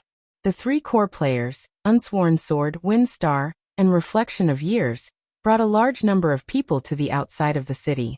A few minutes ago, Gu Fei had just disappeared from the coordinates, and the surroundings were full of players, searching in a certain direction. It's annoying to have so many people. Even if you can leave a trace, it's completely destroyed. Reflection of Years glanced at the busy players with disgust. How do we start? Unsworn Sword asked. Let's say he's a level 30 mage, his agility should be 30 plus 30 times 5. A total of 180 points. In addition, according to the forum, his equipment has Eddie's emblem, which adds 6 points to agility, a total of 186 points. Since the agility growth of a mage was not buffed or weakened, his maximum movement speed was 6.2 meters per second. Coupled with the light boots that could increase his movement speed by 5%, his final speed was 6.51 meters per second. If he ran at full speed to the next coordinate, then the next coordinate should be 1,953 meters away from here. The human eye can distinguish a distance of about 2,000 meters, so as long as our line of sight is not obstructed, we can basically see him, Reflection of Years said. Then what now? Now, his coordinates are refreshed in 3 minutes and 47 seconds, and he's at most 1477 meters away from here. Everyone, look in a direction where your line of sight won't be obstructed. Do you see anyone running? Everyone immediately began to look around. No. So the only route he chose is the Cloud Mist Forest or the Black Dragon Mountain Range. Time's Reflection pointed at the two areas in front of him. Then what do we do? Unsworn Sword asked. You guys can disband now, Reflection of Years said. What? Actually, he doesn't need to run at all. With his speed, most people can see him but can't catch up. Next, anyone who adds all their points to agility, follow me, Time's Reflection said. A few people stood out from the crowd. They were either thieves or archers. Oh, I forgot to say, they must be level 30, Time's Reflection said. Immediately, 2 more people left. Archers with more than 150 agility are also fine, Time's Reflection shouted. One person raised his hand and stood in the line. Time's Reflection looked at the 3 archers and 2 thieves in front of him and nodded. If we can catch this masked killer, it can only be our team. Let's go. Damn, we're done? Fengxing was dumbfounded as he watched the 6 people quickly run towards Black Dragon Mountain. Time's Reflection is right. If that mage just keeps running, there's nothing we can do. Unsworn Sword touched his heavy armor. No, I can't take this lying down. I'll go take a look. Maybe I'll be lucky enough to step on him. Fengxing clenched his fist and ran alone. Everyone, don't disperse. Unsworn Sword turned around and said to the other gang members, since we've already accepted the quest, let's split into groups of 5 and find a place to level up. If you see 27149, don't expose yourself. Just pretend you don't know. Call someone and surround him in the dark. Do you understand? Everyone nodded and dispersed. Time's Reflection led the 5 people running towards the side of the mountain. On the way, the coordinates refreshed again. They were indeed on Black Dragon Mountain. We're faster than him. As long as we don't get the wrong direction, we'll catch up to him soon, Time's Reflection said. The others nodded. The archer with 150 points of agility was already a few meters behind the 5 people in front. It seems like we don't need to bring him? The 4 people in front of them discussed. Time's Reflection smiled and said, one more person is always an extra bit of strength. Although he's a bit slower than us, he's still a match for that mage. He then turned around and waved at the archer. Follow me. The archer nodded. They quickly arrived at the newly refreshed coordinates. This was a fork in the mountain. Turning left would lead to Black Dragon Cave, and continuing straight would lead them to Black Dragon Mountain Range. No one knew where it would lead to. Which way?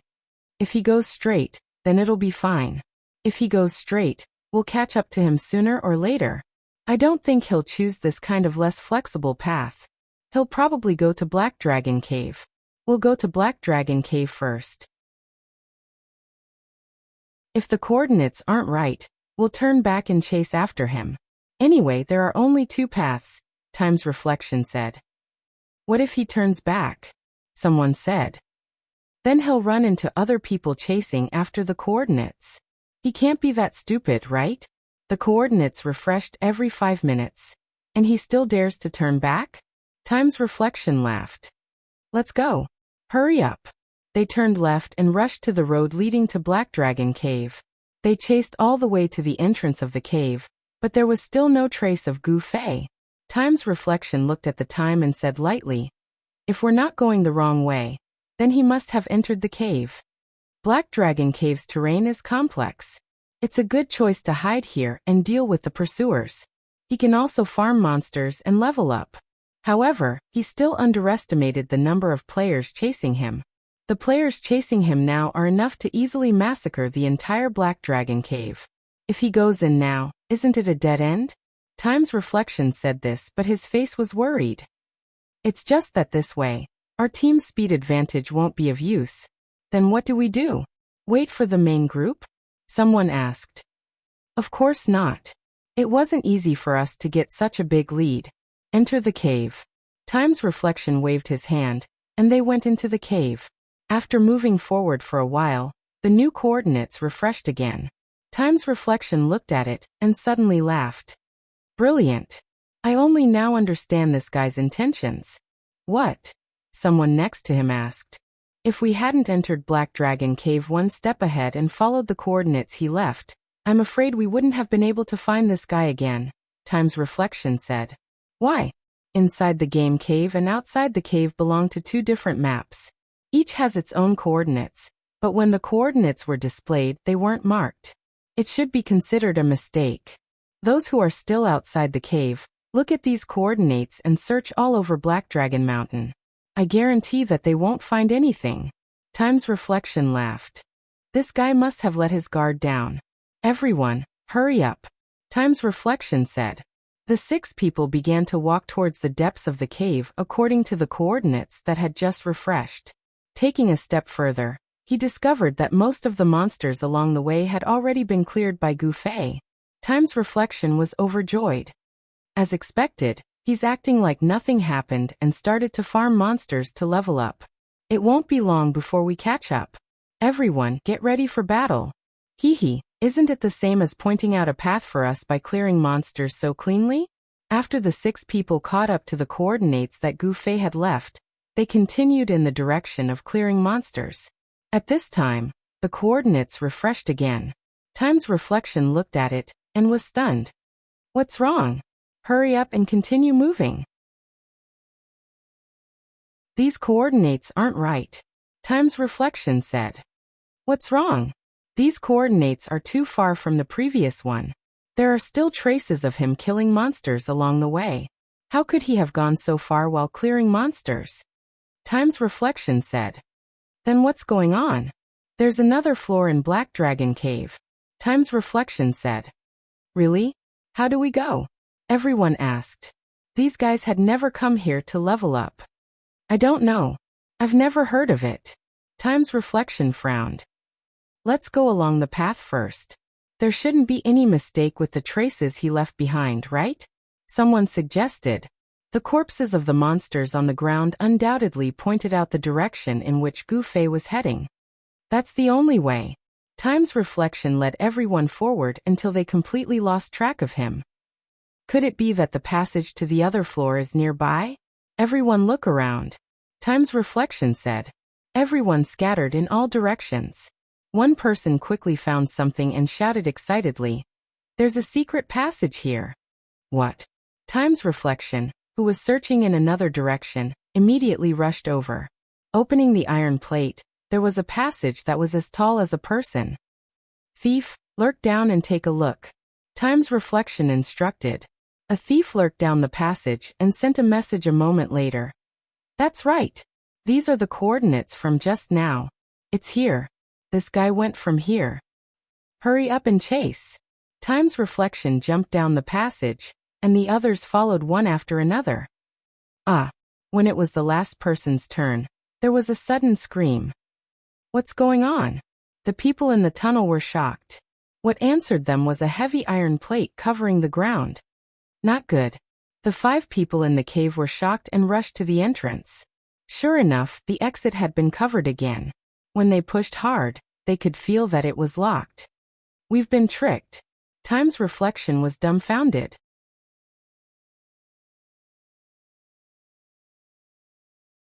Chapter 57. The Reflection of Years only knew that he had been tricked, but he couldn't figure out when it started. Did the other party enter the Black Dragon Cave and discover that there were pursuers behind him, so he came up with this ruse? Or did he intentionally lead them in this direction from the beginning? Can't push it open? The Reflection of Years asked. The thief, who had already given up on trying, nodded his head sadly. Who didn't come in? The Reflection of Years looked at the 4 people in the cave. Yutian. Yutian didn't come in. One person replied. Looks like he was killed by the other party's sneak attack. The Reflection of Years sighed deeply. He already has 15 PK points, and he's still killing people. One person was surprised. He already has 15 points, so he doesn't care if it's 1 more or 1 less point. The Reflection of Years said. That's not right. Yutian is still level 30 in the guild. He didn't die. One person had a new discovery. Quick, message him. A few people shouted. I'm not dead yet. He slashed me once, locked this iron plate, and ran away. Yutian Shenming replied. Lock? Yeah, there's a lock at the entrance of the tunnel. He locked it. How do we open it? Yutian Shenming asked. That guy can open this secret tunnel. He has the key. Hurry and call people to chase him. The Reflection of Years shouted. At the same time, he frantically spread the news that Gu Fei was in the Black Dragon Cave in the guild channel. At this time, Gu Fei and Yutian Shenming had already walked out of the Black Dragon Cave side by side. Your last wasn't good, Gu Fei said. Really? I also felt that I wanted to laugh too much at that time. My almost turned into a ha. Do you think it's easy for me? Yutian Shenming said. The 2 quickly walked down the mountain road, and a few figures appeared at the intersection ahead. How was it? Brother, you greeted them and asked. Of course it was okay. Yutian Shenming was immensely proud of himself. That Reflection Years brat wants to play with me? He's still far from it. The Han family young master sneered and turned to question Gu Fei with a dark face. Why didn't you follow the coordinates I set? Nonsense. The coordinates you set up are either a big pit or a stone spike. Is that even a place to stand? Are you trying to kill me on purpose? Gu Fei retorted. Okay, there's no more time.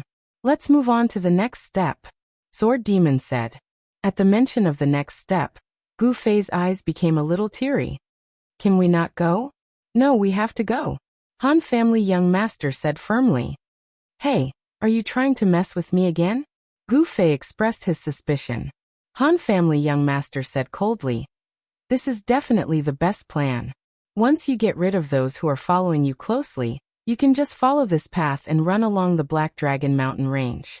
No one will be able to catch up to you. How long until the coordinates refresh? Brother, you asked. 9 seconds. Gu Fei said. Let's go. Brother, you patted him. Good luck. Sword Demon came up and patted him. You can do it. Yu Tianshengming came up and patted him.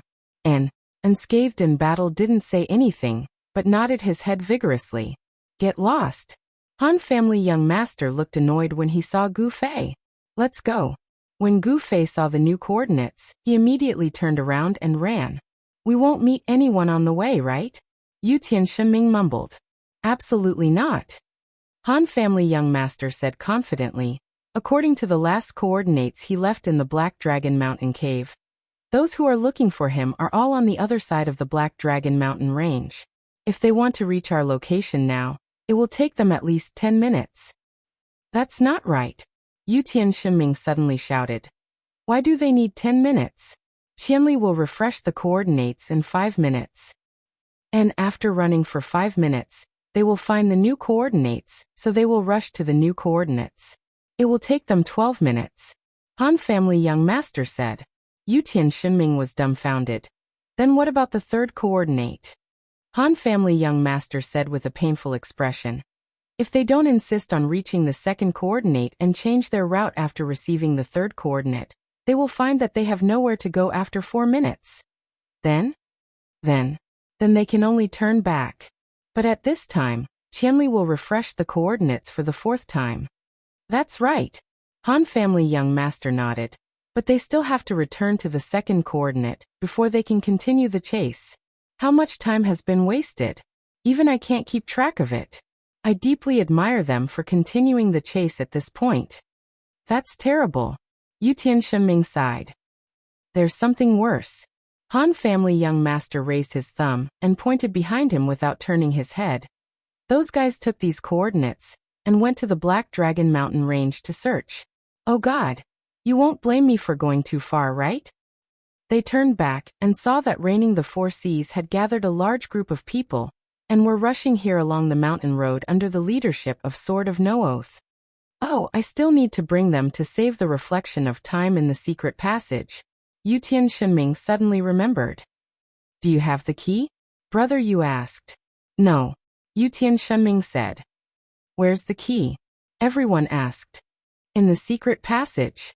Yu Tianshengming replied. In the secret passage? Everyone was puzzled. Yes, Qianli said he threw it in the secret passage. Yu Tianshengming said. Then how are we going to save them? Only the honest sword demon was still thinking about this problem. I don't know. I just wanted to ask. I don't think I can remember how to get to the secret passage. Yu Tianshengming said and waved at the 4. I'm going. Saying that, he turned and rushed down the mountain road, shouting as he ran, Boss! Not good, the reflection and the others are trapped in the tunnel. Let's go too. The 4 began to go down the mountain road. Where does that path lead to? Brother, you asked. When Qianli comes back you'll know. Han family young master said lightly. Can Qianli stand it if he doesn't go offline for 30 hours? I think he usually plays for 3 to 4 hours. Brother, you said. That's his problem. Han family young master said. There shouldn't be a problem. Brother, you said. No problem. Sword Demon said with certainty. Yes.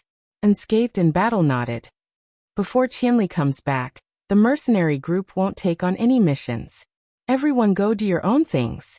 Han family young master waved his hand. At this time, Gu Fei was walking quickly in the Black Dragon Mountain range. The mountain road was very wide.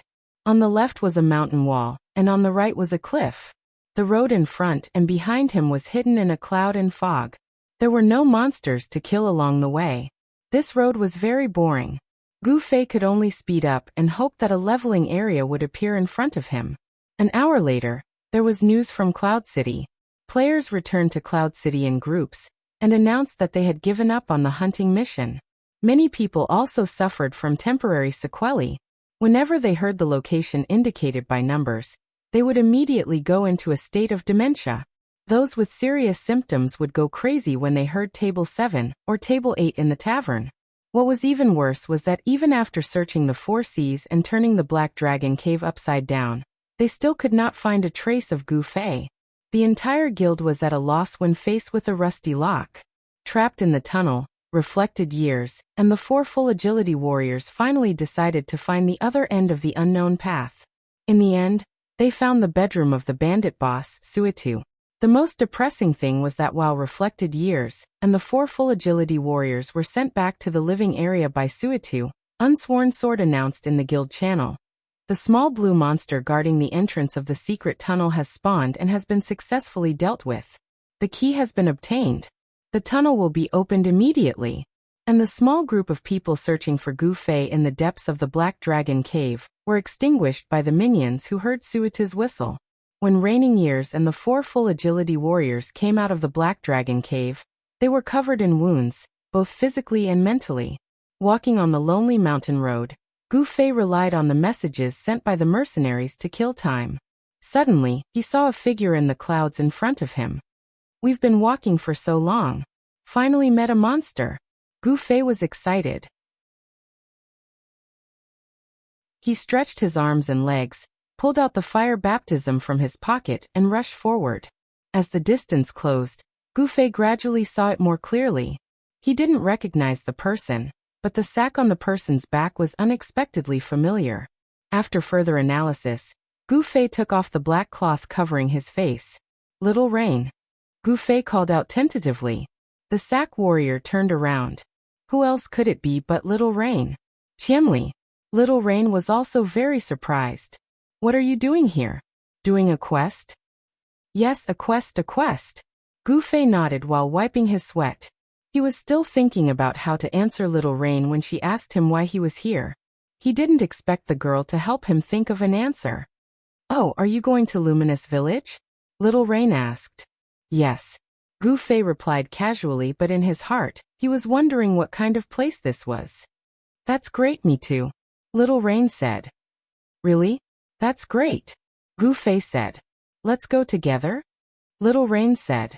Of course. Gu Fei replied. What quest are you doing? Little Rain asked. Oh, Eddie's quest. Gu Fei replied casually. What quest is that? Little Rain asked. It's a chain quest. Gu Fei replied. A chain quest? Little Rain exclaimed. You received a chain quest? Yes. I received it by chance. Gu Fei said. I'll help you. Little Rain said. I don't know how to continue. I'm just going to give it a try. Gu Fei said. Of course, it's a chain quest. It's not that easy to complete. But don't worry, with my help, you'll definitely succeed. I'm a quest expert. Little Rain said while patting her chest.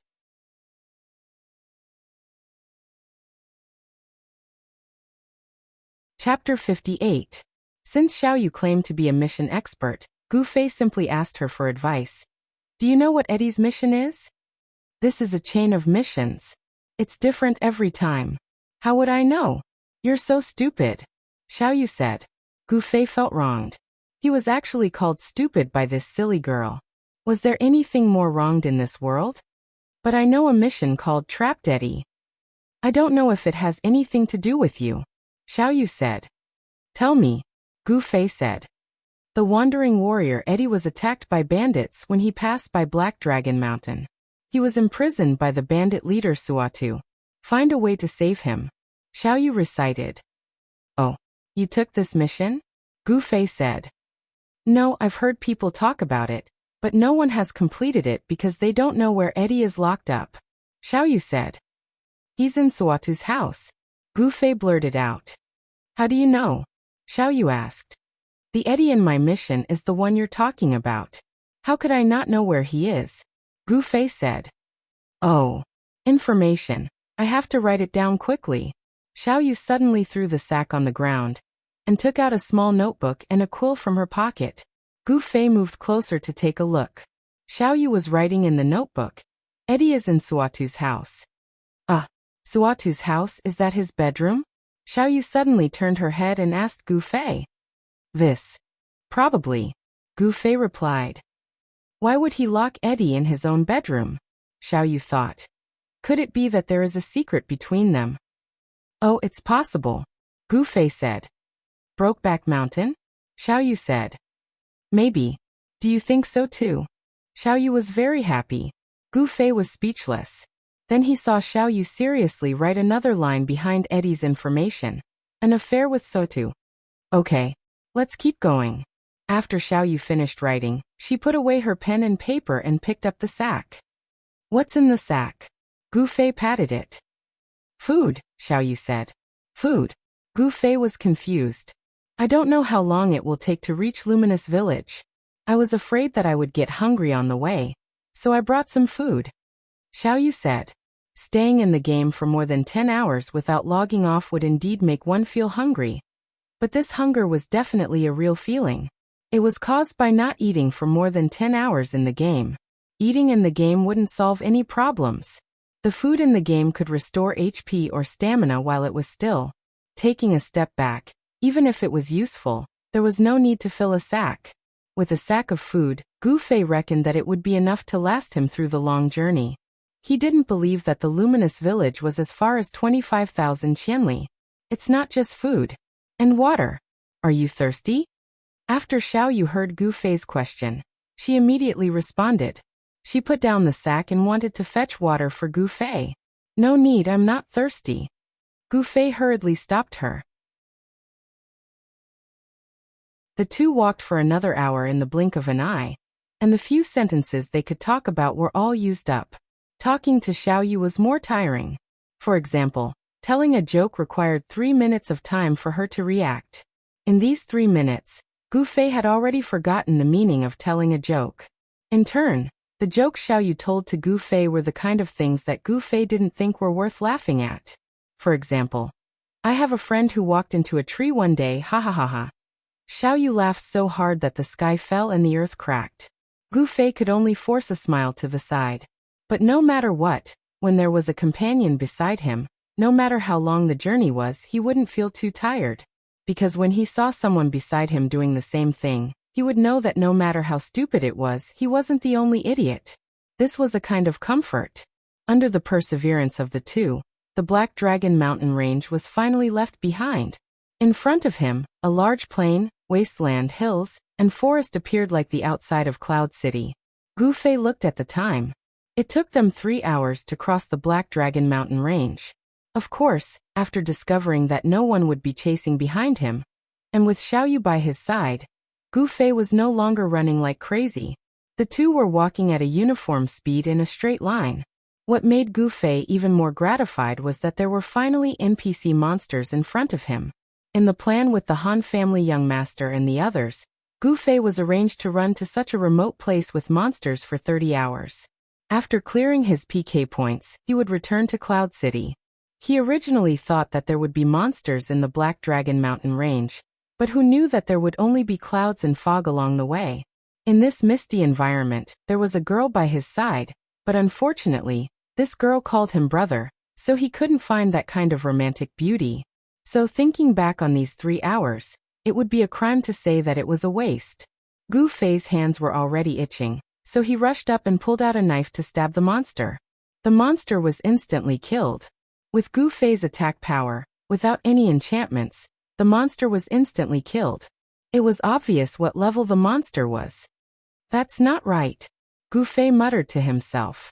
According to the basic thinking of online games, the further away from a big city like Cloud City, the higher the leveling area.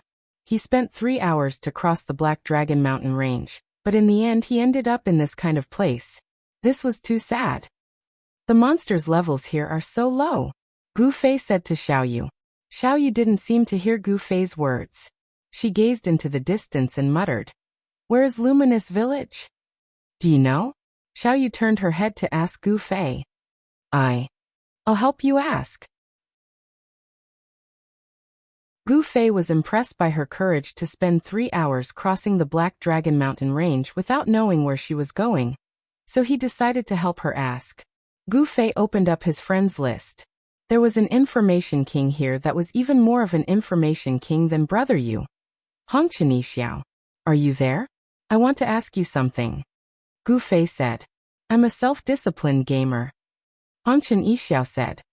Automatic reply? Gu Fei asked. No. Then why do you say this every time? Gu Fei said. Because you know my true identity. Hongchen Yixiao said. That's because you exposed yourself. Then shouldn't you be silenced? What do you want to ask? If I can tell you, I'll tell you. Hongchen Yixiao said. Oh, I want to ask you how to get to Luminous Village. I'm just pointing the way. There's nothing you can't say, right? Gu Fei said. Yo, you found a clue to your quest chain? Hongchen Yixiao said. What? What clue? Gu Fei was confused. I didn't say anything. Hongchen Yixiao said. How to get to Luminous Village? You can't even say that? That's a bit far. First, you have to cross the Black Dragon Mountain range. Hongchen Yixiao replied. I've already crossed it. It must have been hard on you to run that far. Hongchen Yixiao said. What should I do next? Gu Fei asked. Next. I'll know when I see someone. The players over there should know. Hongchen Yixiao said. Players? Are there players here? Gu Fei looked around.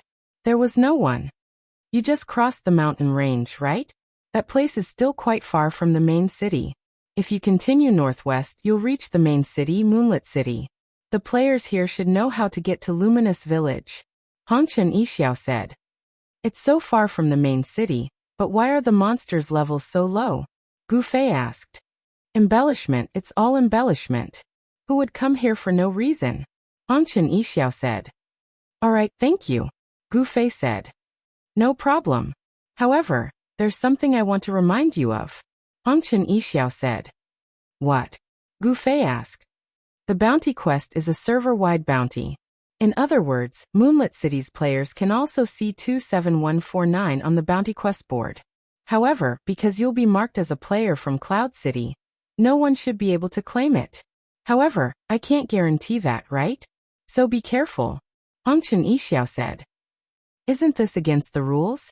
Gu Fei said. This isn't against the rules. Anyone who has seriously looked at the bounty quest description would know. Just think of me as a serious player. Hongchen Yixiao said. Thanks. When we get back to Cloud City, I'll treat you to a drink. Gu Fei said. You're welcome. That's enough, I'm in a hurry. Gu Fei closed the chat window. Fuck, I spilled the beans. Hongchen Yixiao, who was in Cloud City, muttered to himself. He hadn't stopped paying attention to Gu Fei. Yesterday's scene of Qianli chasing after Non-Smiler in a drunken stupor had made his blood boil. In addition, he had been paying attention to the progress of Gu Fei's quest chain.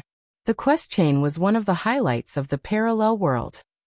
From the design to the arrangement to the synthesis, who knew how many brain cells the designer had used?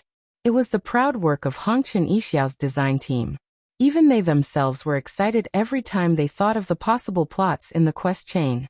After knowing that Gu Fei had received a quest chain, Hongchen Yixiao immediately looked through the data and memorized the randomly generated quest chain. However, the true owner of the quest chain, Gu Fei, didn't do anything about it. It felt as if he had created a perfect piece of art that no one could appreciate. This made Hongchen Yixiao anxious. When he heard Gu Fei ask about Luminous Village, he immediately thought that Gu Fei had found a clue. But that wasn't the case at all. His mouth was too quick, and he gave the information to him. When he thought about it now, he was depressed. He could only hope that Gu Fei didn't notice. But how could Gu Fei not notice? He was thinking about what he said as he walked towards Moonlit Night City with Xiaoyu.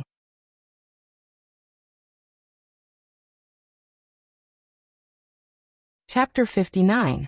As soon as Gu Fei mentioned Luminous Village, Hong Xiao immediately said that he had found some clues. There was no doubt that Eddie's mission would be a major breakthrough in the Luminous Village quest chain. Gu Fei had always guessed that the key to this quest was to first figure out what Eddie's mission was. Only then would it be convenient for him to continue the next step. Now it seemed that there should be clues left in Luminous Village. Perhaps this was a stop that Eddie had passed through before, or perhaps he was a resident of Luminous Village. This kind of information shouldn't be difficult to dig up. Once he arrived at Luminous Village, he should be able to find something by asking the NPCs one by one. Gu Fei thought as he continued walking with Xiaoyu. Gradually, they could see the silhouette of Moonlight City in the distance. Compared to Cloud City, there was no significant difference. Xiaoyu pointed at the city and said dumbfoundedly, "What a big village." Gu Fei didn't know whether to laugh or cry. This isn't Luminous Village. This is Moonlight City. Like Cloud City, it is also a main city. Luminous Village should be nearby. I'll probably know if I ask someone. Gu Fei looked around. He could see a few players fighting monsters here and there.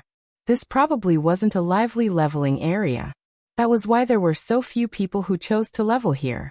Gu Fei chose a target and walked over with Xiaoyu. This person looked like a thief. He ran across the mountains at a brisk pace.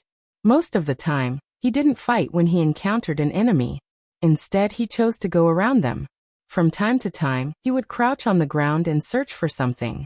Gu Fei and Xiaoyu caught up to this person and called out to him. "Friend, how should I address you?" Gu Fei greeted. "Master Kong." The person looked at the two of them and answered. "Ha ha ha ha, Master Kong, instant noodles." Xiaoyu laughed. For her, this kind of joke was just right. The name Fireball had some depth for her. The other party looked displeased and said unhappily, "It's not like I was the one who chose this name." When Gu Fei heard this, he immediately felt a bit more friendly. He was also a victim of unsatisfactory accounts. After stopping Xiaoyu's laughter, he continued to ask, "We want to go to Luminous Village. Can you tell us how to get there?" Kong Shifu looked at the two of them up and down in surprise, and then said, "You can't identify them? Your levels are higher than mine. Level 30? The two of them nodded. Level 30? Do you know how to get to Luminous Village? Master Kong suddenly had a whole new level of respect for these two players. You've misunderstood. We're not from Moonlit Night City. We're from Cloud City. Gu Fei pointed in the direction of Cloud City and quickly explained. Kong Shifu's eyes lit up. Cloud City? Another main city? Can I walk this way? How did he leave? How long? Just follow the main road of the Black Dragon Mountain Range. We walked for about 3 hours, so we didn't walk very fast. Gu Fei said. Come. Let me ask you. Kong Shifu pulled Gu Fei in front of him. In your Cloud City, is there a green plant with pink or rose red flowers and leaves this big? Kong Shifu said as he gestured with his hands. No. Gu Fei immediately shook his head. Think carefully. Kong Shifu's face was full of anticipation. Green plants with pink or rose red flowers. These kinds of plants are common, but how could the leaves be this big? I've never seen it before. Gu Fei mimicked him and gestured. The leaves that Kong Shifu gestured were extremely exaggerated. Gu Fei guessed that a plant with such big leaves would be as tall as a person. It wouldn't be appropriate to call it a flower or a grass. It would at least be a small tree. He had never seen it in the game. What kind of plant is this? Xiaoyu asked curiously. Oh, it's nothing. I'm an apothecary, just looking for some ingredients. Are you apothecaries? If not, you wouldn't know. Kong Shifu said. The two were relieved. Gu Fei didn't know much about life professions. He only knew that there were 5 main categories. Chef, blacksmith, tailor, apothecary, and alchemist. Chef made food, blacksmith made weapons, tailor made clothes, apothecary researched medicine, and alchemist made staff-like weapons and accessories. If you have the chance, you should go look for it in Cloud City. The two of us don't know anything, so we can't be sure. Gu Fei said. Kong Shifu nodded, but his face was full of worry. It seems like Cloud City isn't far from here, but I heard that Cloud City isn't safe. It's very dangerous. How is it dangerous? Gu Fei didn't understand. I heard that the server's #1 Killer King is in Cloud City. He killed 15 PK points in one day. He chased a player inside and outside the city and killed them until they dropped 8 levels. No one dared to stop him. It's too scary, Kong Shifu said. Gu Fei could only smile bitterly. Xiaoyu was unhappy. What are you talking about? Do you know what kind of person he killed? He's a big bad liar. Kong Shifu nodded. I heard that too. Damn, he's so ruthless. This guy must have been tricked by that liar. Gu Fei was about to faint. How did the words become like this after passing through Black Dragon Mountain Range? Logically speaking, the information in the game should have been circulated on the internet forums and the like. Everyone had the same place to gossip, so how could there be such a big deviation? Gu Fei just forgot one fact for a moment.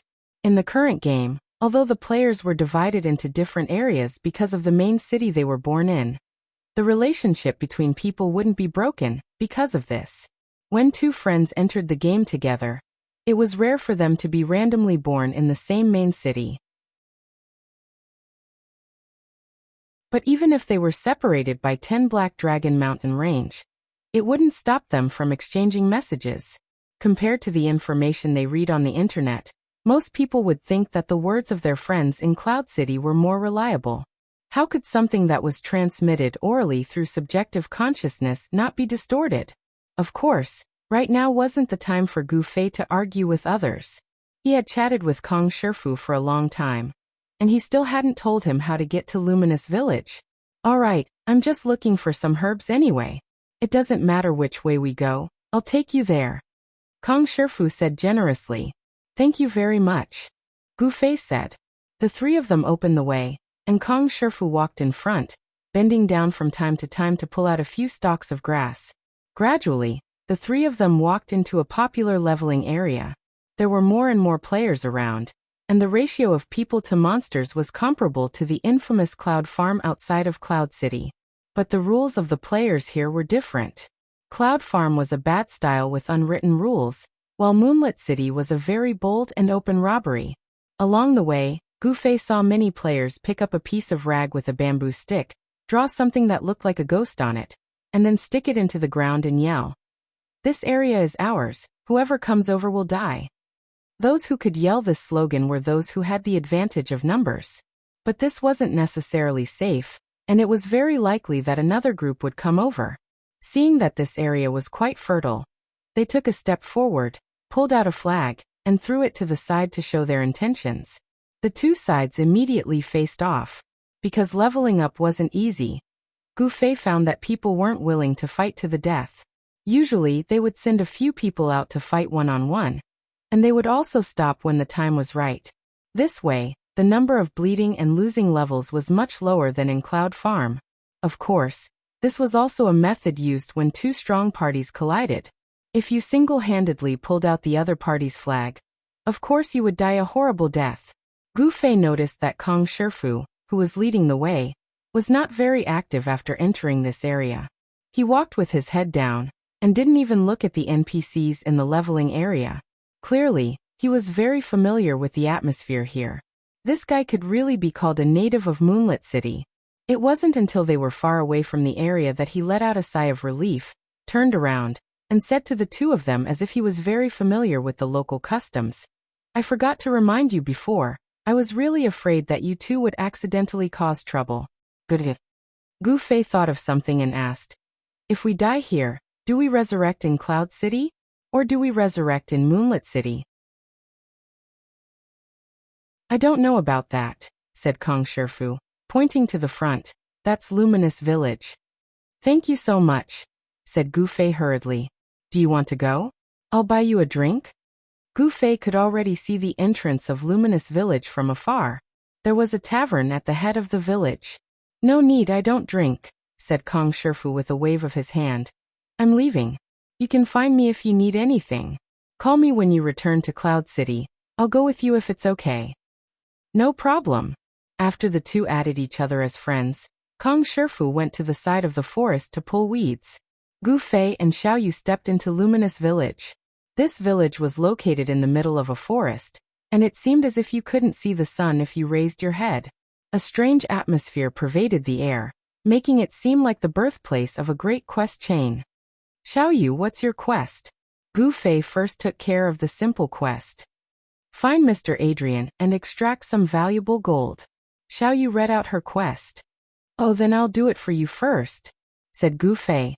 As they spoke, the two stepped into the tavern. Quests in the game weren't too different from RPG quests. Taverns were always a good place to get information. Boss, do you know who Mr. Adrian is? Xiao Yu asked with great familiarity. Oh, Mr. Adrian is the wealthiest person in our village. He lives in the east side of the village next to the church, that big house. The tavern owner said. Thank you, boss. Xiao Yu was very polite to the robot because the hidden quest in her heart would never be extinguished. After Xiao Yu finished asking, Gu Fei immediately followed and asked, Boss, do you know who Eddie is? Mister, you must be tired from the long journey. Would you like a drink to relieve your boredom? Gu Fei. Xiao Yu pulled Gu Fei away with great familiarity. He doesn't know. On the way to the east side of the village, Gu Fei asked quite a few passers-by, but still no one paid any attention to him. What's going on? Gu Fei thought for a moment, and realized where the problem lay. Eddie's coat of arms. This was Eddie's relic, and he had put it in his pocket instead of wearing it. Perhaps this was a part of the quest chain. If he didn't wear it, the NPCs would obviously treat him as a normal person talking nonsense. As he thought of this, Gu Fei quietly put on the coat of arms. In an instant, Gu Fei suddenly felt as if countless eyes were staring at him. Gu Fei composed himself and walked towards the fifth passerby.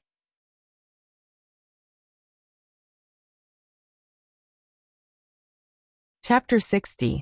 Gu Fei had been paying close attention to his surroundings. There were no players at all. Only then did he put on Eddie's coat of arms. The only ones who noticed him were the NPCs in the village, including the passers-by he had asked earlier. This made Gu Fei even more certain that the coat of arms was a key. He calmed himself down and walked towards an NPC who was staring at him. In the end, before Gu Fei could even get close, the NPC actually walked away on his own. Judging by his expression, he seemed to be carefully avoiding contact with Gu Fei. Gu Fei did not believe it and quickened his pace to chase after him. The NPC did not seem to have an acceleration setting, so Gu Fei caught up with him in a few steps. Gu Fei blocked the NPC's path and wanted to speak, but the NPC stubbornly avoided eye contact and turned away. That's weird. Xiao Yu found the scene interesting and caught up with the NPC in a few steps. Do you know where Mr. Adrian is? Mr. Adrian is the richest person in our village. He lives in the big house next to the church at the east end of the village. Facing Xiao Yu, the NPC not only smiled warmly but also gave her accurate information. What's going on? Why is he ignoring you? Xiao Yu scratched her head. That's probably the plot of my quest, said Gu Fei as he pondered. The NPCs in the parallel world did not have the true intelligence of humans. They were still robots that followed the programming. The guy in front of him would always respond to any of Xiao Yu's questions, regardless of whether he could answer them or not. But when it came to Xiao Yu, no matter if she talked to him or even pulled him, there was only one reaction. Turn around and try to avoid her. This was a message to Gu Fei. These NPCs are avoiding him. Gu Fei paid attention again, and realized that he was no longer pestering the NPC. After walking a certain distance away, he stopped and then maintained a vigilant peeping look at Gu Fei. Gu Fei looked around and found that all the NPCs who were paying attention to him had the same expression.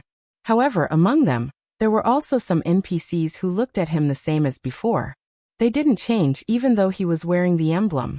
With a thought, Gu Fei found a guy who didn't pay attention to him. Sure enough, this person didn't avoid him. When Gu Fei came to his side, he looked up at Gu Fei. Do you know who Eddie is? Gu Fei asked. I don't know. You should ask the village chief. He should know more, the NPC replied. Gu Fei was stunned. He then found another passerby with the same style and got the same answer. Who's the village chief? Gu Fei asked. Edwin is our village chief. He lives in a small wooden house outside the forest over there. The NPC replied as he gestured with his hand. I got it. That's how quests are. As long as you ask every NPC, someone will know the answer. Little Rain lectured Gu Fei with great experience. Although it was a stupid idea, he had to admit that it was a good idea. Gu Fei noticed the different attitudes of the NPCs and asked for the answer. If Little Rain ignored it and swept through them one by one, she could also get the answer. That was because the NPCs who had different attitudes towards Gu Fei were evenly divided. As for why, it was probably a key to this quest. Gu Fei couldn't think of a reason at the moment. He could only follow the NPC's instructions and find the village chief in the small wooden house beside the forest. He knocked on the door of the small wooden house and saw an old man with white hair and a beard. In the game's design philosophy, being young and promising seemed to be reserved for the protagonist. As a result, it was a bizarre thing for an old man to save the world.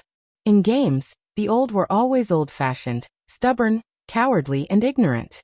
Occasionally, one or two wise ones would appear, but they wouldn't live long. After making one last contribution to the plot, they would burn out their lives and turn into the fighting spirit of the protagonist. This was a common pattern in games.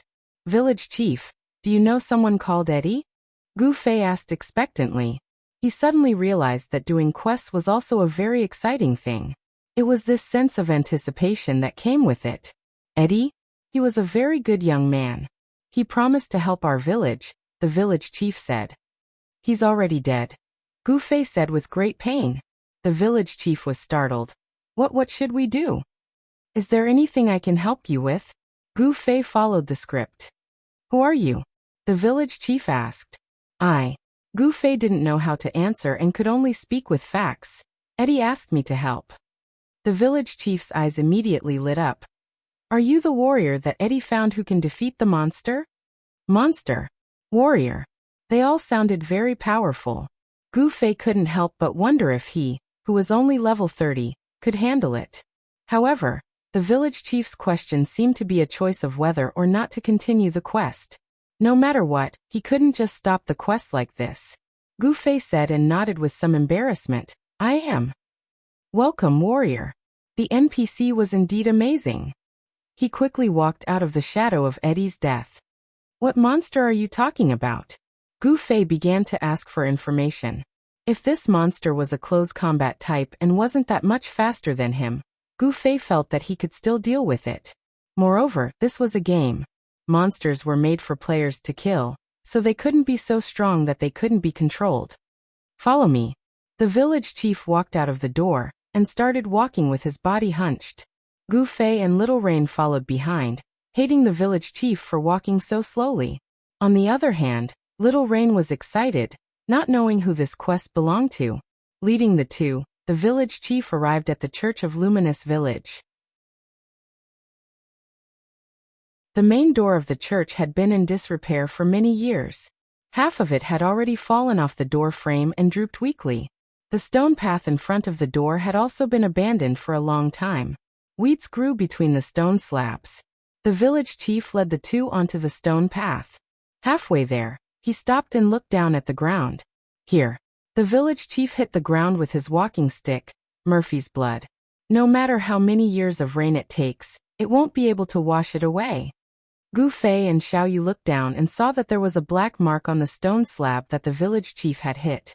According to the village chief, this was blood. What's going on? Gu Fei asked. It's a werewolf. The village chief said. A werewolf is hiding in our village. Werewolf.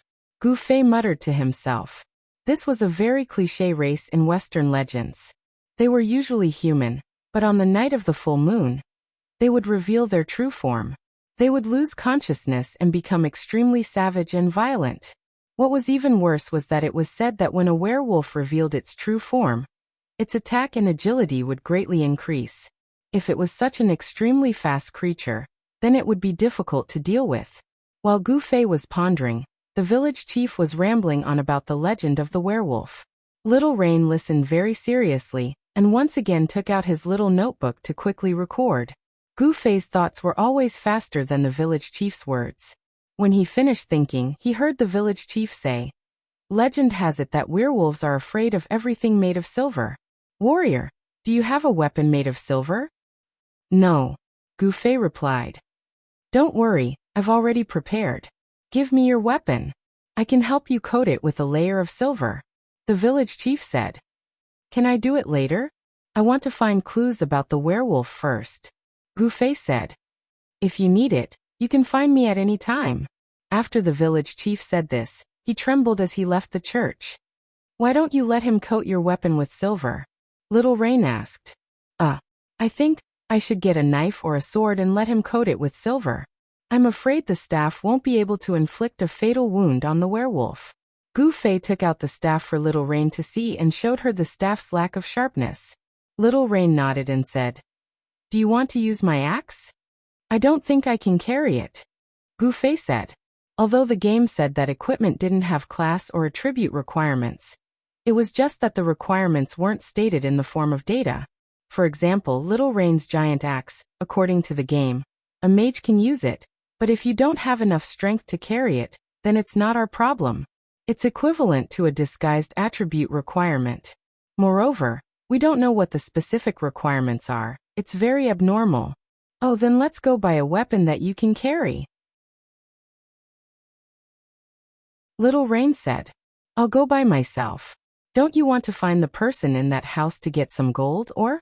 "You go, I'll buy it and find you there," Gu Fei said. "All right then," Little Rain agreed. "See you in a bit." She waved her hand and walked towards the big house next to the church. Gu Fei hurriedly sprinted all the way and caught up to the village chief, who was still halfway there. He took out the baptism of flames. "Village chief, help me coat this knife with silver." Although Gu Fei suspected that with Little Rain's carelessness, she wouldn't notice that the baptism of flames was the weapon used by the masked assassin yesterday. However, it's better to be safe than sorry. The village chief didn't say anything else and took the baptism of flames. He then took out a small cup from his bosom and poured some silver liquid onto the knife. He muttered an incantation, and then with a flash of silver light, the color of the baptism of flames didn't change. However, there was a faint silver line on the edge of the knife. Upon closer inspection, it was hard to tell where it was. "Brave warrior, I'll leave it to you." The village chief returned the baptism of flames to Gu Fei. Gu Fei looked up and saw that the name of the baptism of flames had been changed to Holy Baptism of Flames. Apart from the 30% chance of using fire magic, there was another attribute: prevent regeneration.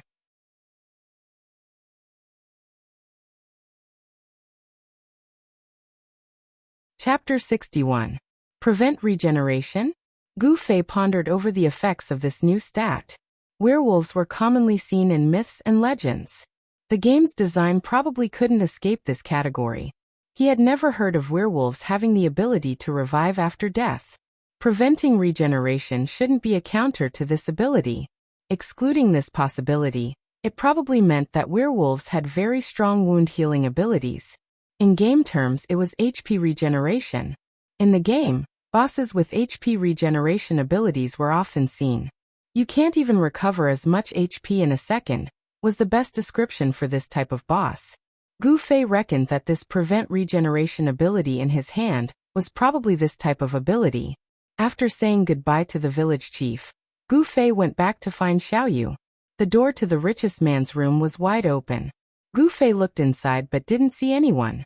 After sending Xiaoyu a text, he hurriedly went to the backyard of the large house. There was a cellar in the backyard, and Xiaoyu said that there was a gold mine in the cellar.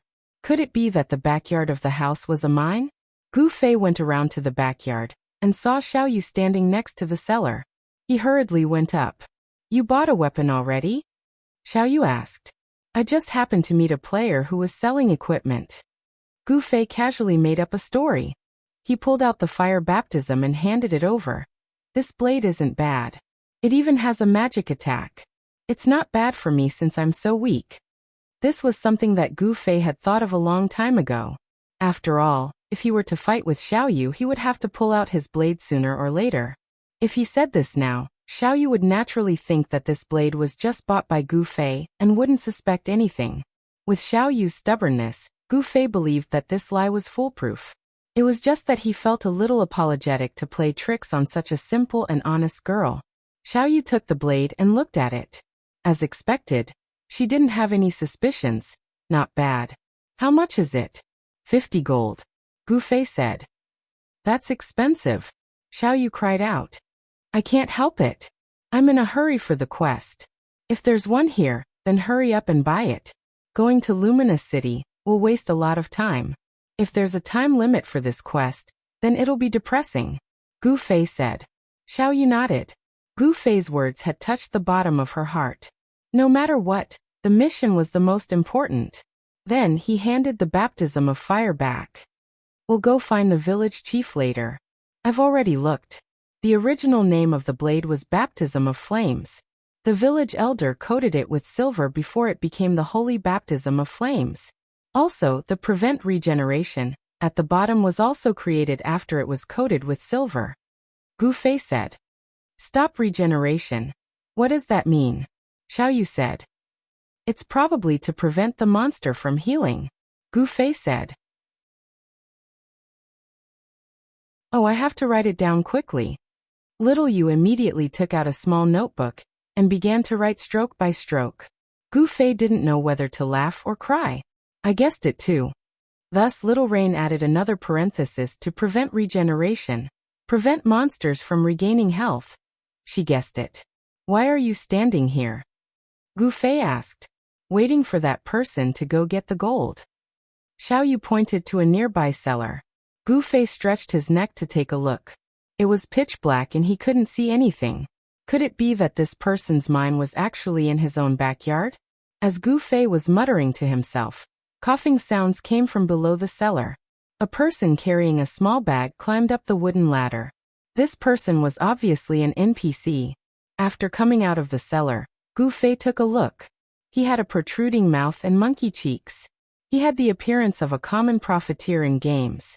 It was obvious that he was the richest man in Luminous Village, Mr. Adrian. Adrian climbed out of the cellar and threw the small bag to Xiao Yu. Gu Fei stretched his head to take a look. There were a few uncarved gold lumps in the bag. Some were big, some were small, but they were yellow and unremarkable. You finished your mission? Gu Fei asked. I'll finish it after I take this back to Cloud City. Xiao Yu said. What's the reward? Gu Fei asked. I don't know yet. Xiao Yu said. Xiao Yu's mission really wasn't difficult at all. It was just that the journey was long and the consumption of time was quite large.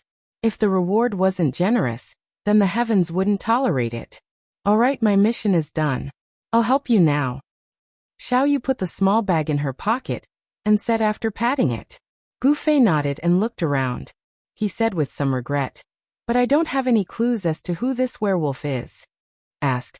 Doing a mission is to keep talking to the NPC until he can't say anything new. Then you can look for clues from there. Xiao Yu taught Gu Fei. This was a tough job. Luminous Village may not be big, but there were quite a few NPCs. From the east to the west, Gu Fei asked about 20 people. This didn't include the ones who ignored Gu Fei.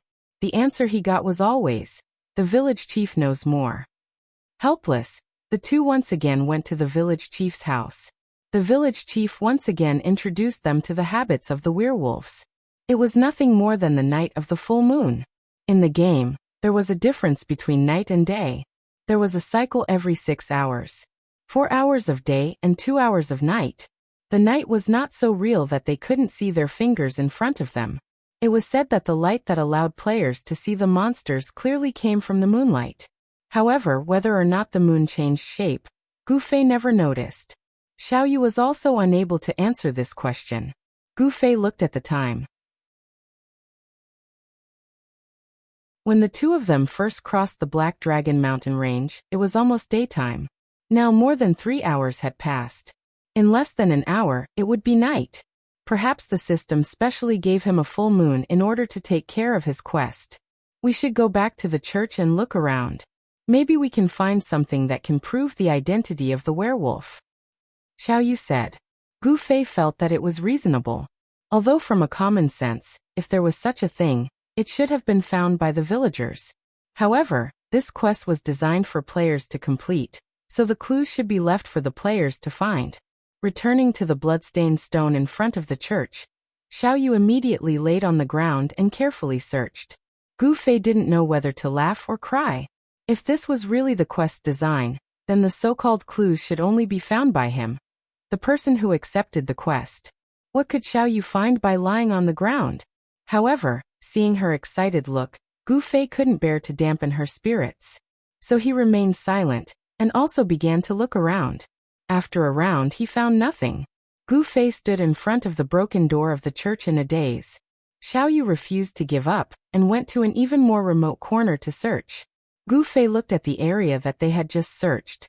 The grass that the two of them had flipped over, the stones that they had moved. In just a short while, the system had restored everything to its original state. This was the rule of the game. Anything that a player touched or moved, unless it was under special circumstances, would be refreshed or restored by the system after a certain period of time. If it was an NPC who moved it, it would be regarded as refreshed and would not be restored. At this time, Gu Fei, from where he stood, looked at the restored panoramic view of the courtyard, and was suddenly stunned.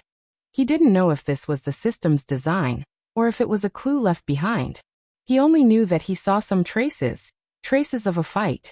Broken stone slabs, trampled grass, broken shrubs. All these marks were definitely not something that could be formed naturally. This was definitely the damage caused by a fight. Gu Fei walked down the stairs and looked at these traces one by one. From time to time, he would even see some scenes of action flashing through his mind. These traces of a fight were definitely real, Gu Fei concluded. He didn't believe that this was a scene that could be created just by programming or drawing. The scene in front of him must have been created first, and then simulated a group of opponents fighting on it. Then the traces of their fight were preserved, which was why it was so real. But if this was a clue to the quest, wasn't it a bit too much?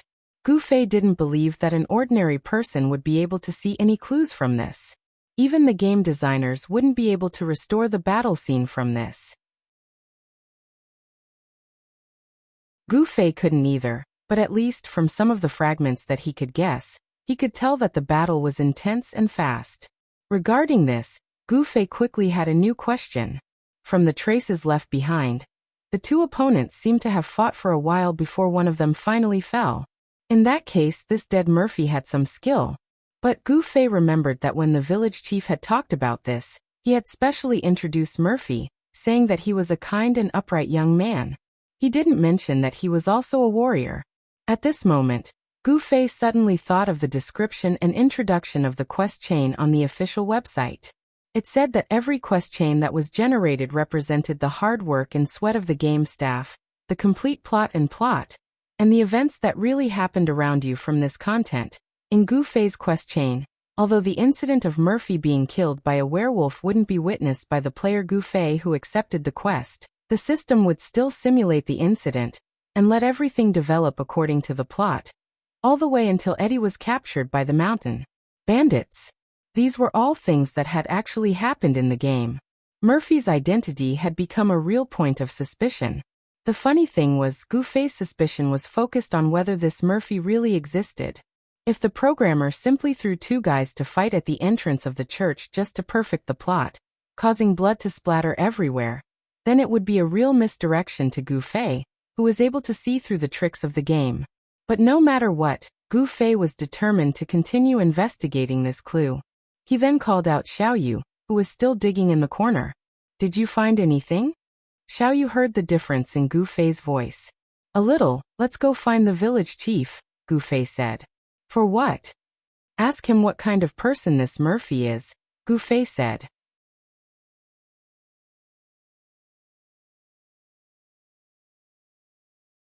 Chapter 62. Gu Fei and Xiao Yu left the church, and once again went to harass the village elder. "Village elder, what kind of person was Murphy who was killed by the werewolf?" Gu Fei got straight to the point. Murphy was a good lad. He was honest and kind. He got along well with the villagers. It was a pity that he died, the village elder said. Gu Fei then simply asked if the lad was good at fighting. In the end, the village elder said the same thing. Then where did Murphy go after he died? Gu Fei asked.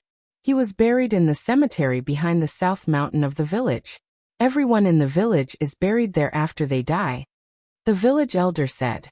Gu Fei strode out of the village elder's house and went straight to the general store in the village.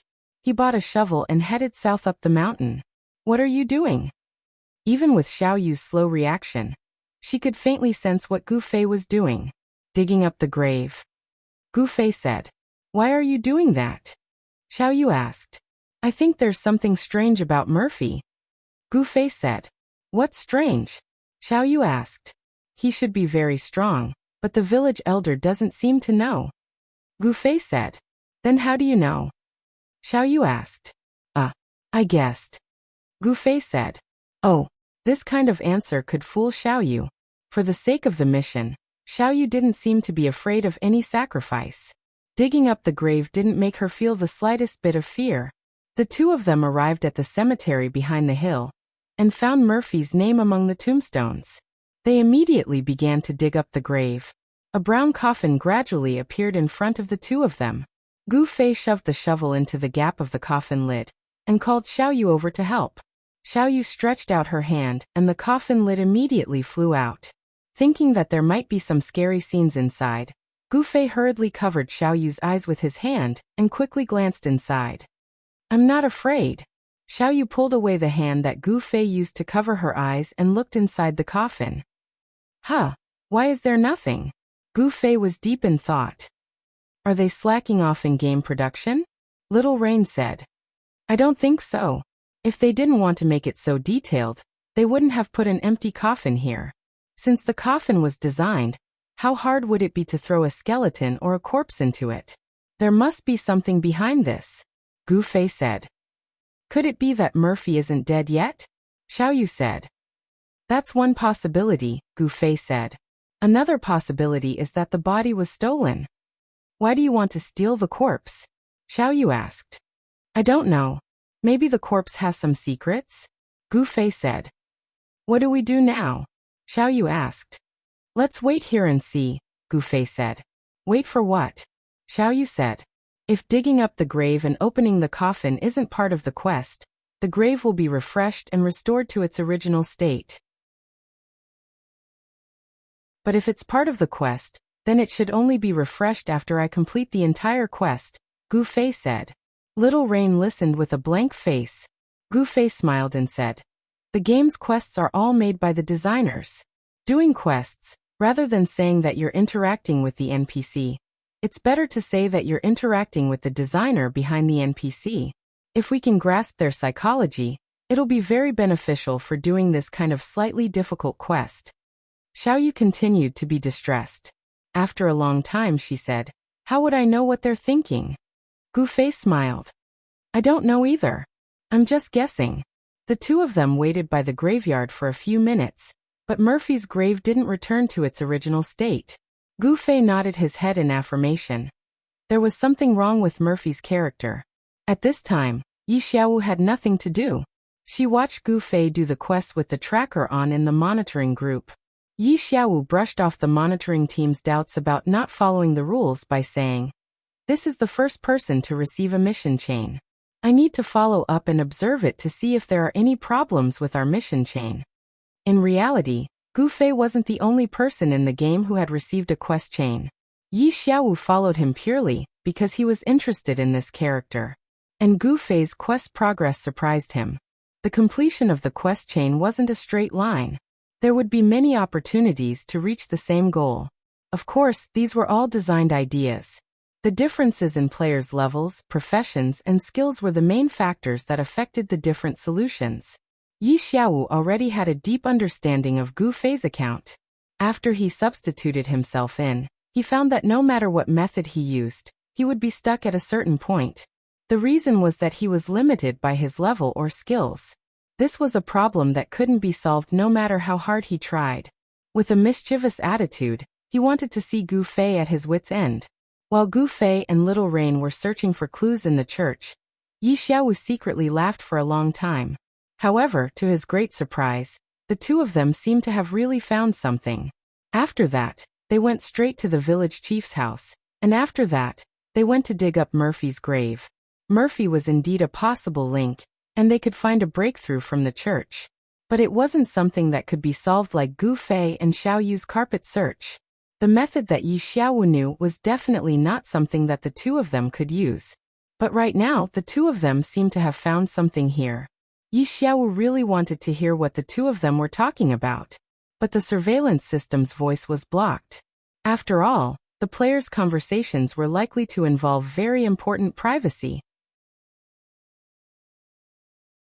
Unless it was absolutely necessary, they wouldn't even monitor the players' conversations. Removing the voice block required extremely high authority. It wasn't something that Yi Xiaowu or the monitoring group could decide. With a blank expression, Yi Xiaowu and Gu Fei and Xiao Yu, who were by the graveyard, thought together. He suddenly realized that if there was a level or skill restriction, then the eddy segment at the beginning of this chain of quests shouldn't have been completed by a level 30 player. But in the end, Gu Fei had actually passed it. Could it be that there was a path in the chain of quests that they themselves didn't realize? In the game, after leaving the graveyard, Gu Fei and Xiao Yu found the village chief again. When he told them that Murphy's body was missing, the village chief was only surprised, but he couldn't say a word. After leaving the village chief's house, the sky gradually darkened. For hours of daylight had passed, and in the blink of an eye, it was already night in the game. Gu Fei searched for the moon in the sky. Would it be a full moon tonight? If it was a full moon, where would the werewolves appear? When Gu Fei arrived at the church, he hurried over with Xiao Yu. Moonlight finally shone down, but unfortunately, the moon tonight wasn't full. If the moon in the game was ever changing, tonight would probably be the night with the least roundness. Xiao Yu, look at the shape of the moon. Gu Fei said to Xiao Yu. He suspected that he was in a quest setting, living under a different sky from the other players. Are you nearsighted? Xiao Yu asked as she looked up. It's curved. The same shape. Gu Fei muttered to himself. Today wasn't the official appearance day for a werewolf. The dilapidated church looked lonely and desolate in the night. What a nice murder scene. Gu Fei sighed. Just then, a shadow suddenly flashed past the dilapidated wall. Who's there? Gu Fei shouted subconsciously as he pulled out his sword and rushed over. But the shadow was already one step ahead of him. A werewolf! Xiao Yu cried out, but in the face of such a terrifying creature, there was no fear in her voice. Instead, there was surprise. The werewolf is out. The game designers would definitely cry. They had designed such a strange scene. But they had encountered a girl who was so stupid that she forgot to be afraid. Gu Fei thought to himself as he pulled out his sword and slashed at the shadow that was pouncing over. It was indeed a werewolf. It was tall, and its eyes were glowing green. Its two powerful front claws were coming for Gu Fei. Its bloody mouth was full of spittle, and its sharp teeth looked very eerie under the moonlight. The werewolf twisted its body in midair and dodged Gu Fei's slash. Its front claws continued to swing. Gu Fei could already smell the stench in its mouth. Without any delay, Gu Fei's sword was raised to his side and met the enemy's sweeping claws. Who? Gu Fei's body was already sent flying. It was too fast. Gu Fei thought to himself. The werewolf was as fast as he had imagined. This speed, if compared, was comparable to the warrior's whirlwind slash. So Gu Fei used the same method he used to block Xiao Yu's whirlwind slash. Fortunately, his sword did not break this time. In addition, his sword was facing outwards, and the werewolf was not using a weapon, but its own claws. It should have been injured. This was the knowledge of physics. The action of force is reciprocal. Gu Fei fell to the ground, and his HP dropped a little. If he was hit by the claws, Gu Fei had no doubt that he would be killed in an instant. Looking up, Xiao Yu also raised her axe and wanted to slash. No! Gu Fei hurriedly shouted. He and Xiao Yu were originally standing together. If the werewolf wanted to attack, the two of them could have fallen together. However, it only chose Gu Fei as its target. Obviously, it was because Gu Fei was the player who accepted the quest. Although it did not attack Xiao Yu, it did not mean that it would not retaliate if Xiao Yu attacked it. Xiao Yu wanted to stop, but it was too late. At this moment, the werewolf let out a low growl, suddenly turned around and jumped over the wall to escape. At this time, Xiao Yu only swung her axe halfway. I scared the werewolf away? Xiao Yu was dumbfounded. Gu Fei quickly ran over the wall, but the werewolf was already gone. It's injured. Gu Fei returned to Xiao Yu's side, crouched down, and touched the few drops of blood on the ground. Did you notice its neck? Gu Fei asked Xiao Yu. Xiao Yu shook her head. Werewolves also wear dog collars. Gu Fei muttered to himself. Just before the werewolf escaped, Gu Fei noticed that it was wearing something on its neck. You're tuning in to the Li Mei's Wuxia Whispers YouTube channel. We're so grateful for your support, and don't forget to subscribe to join us on this incredible journey through captivating stories. Your generosity through donations truly makes a world of difference, as it's the primary source of revenue that allows me to expand and enhance this channel for you. Thank you from the bottom of my heart for being a part of this adventure.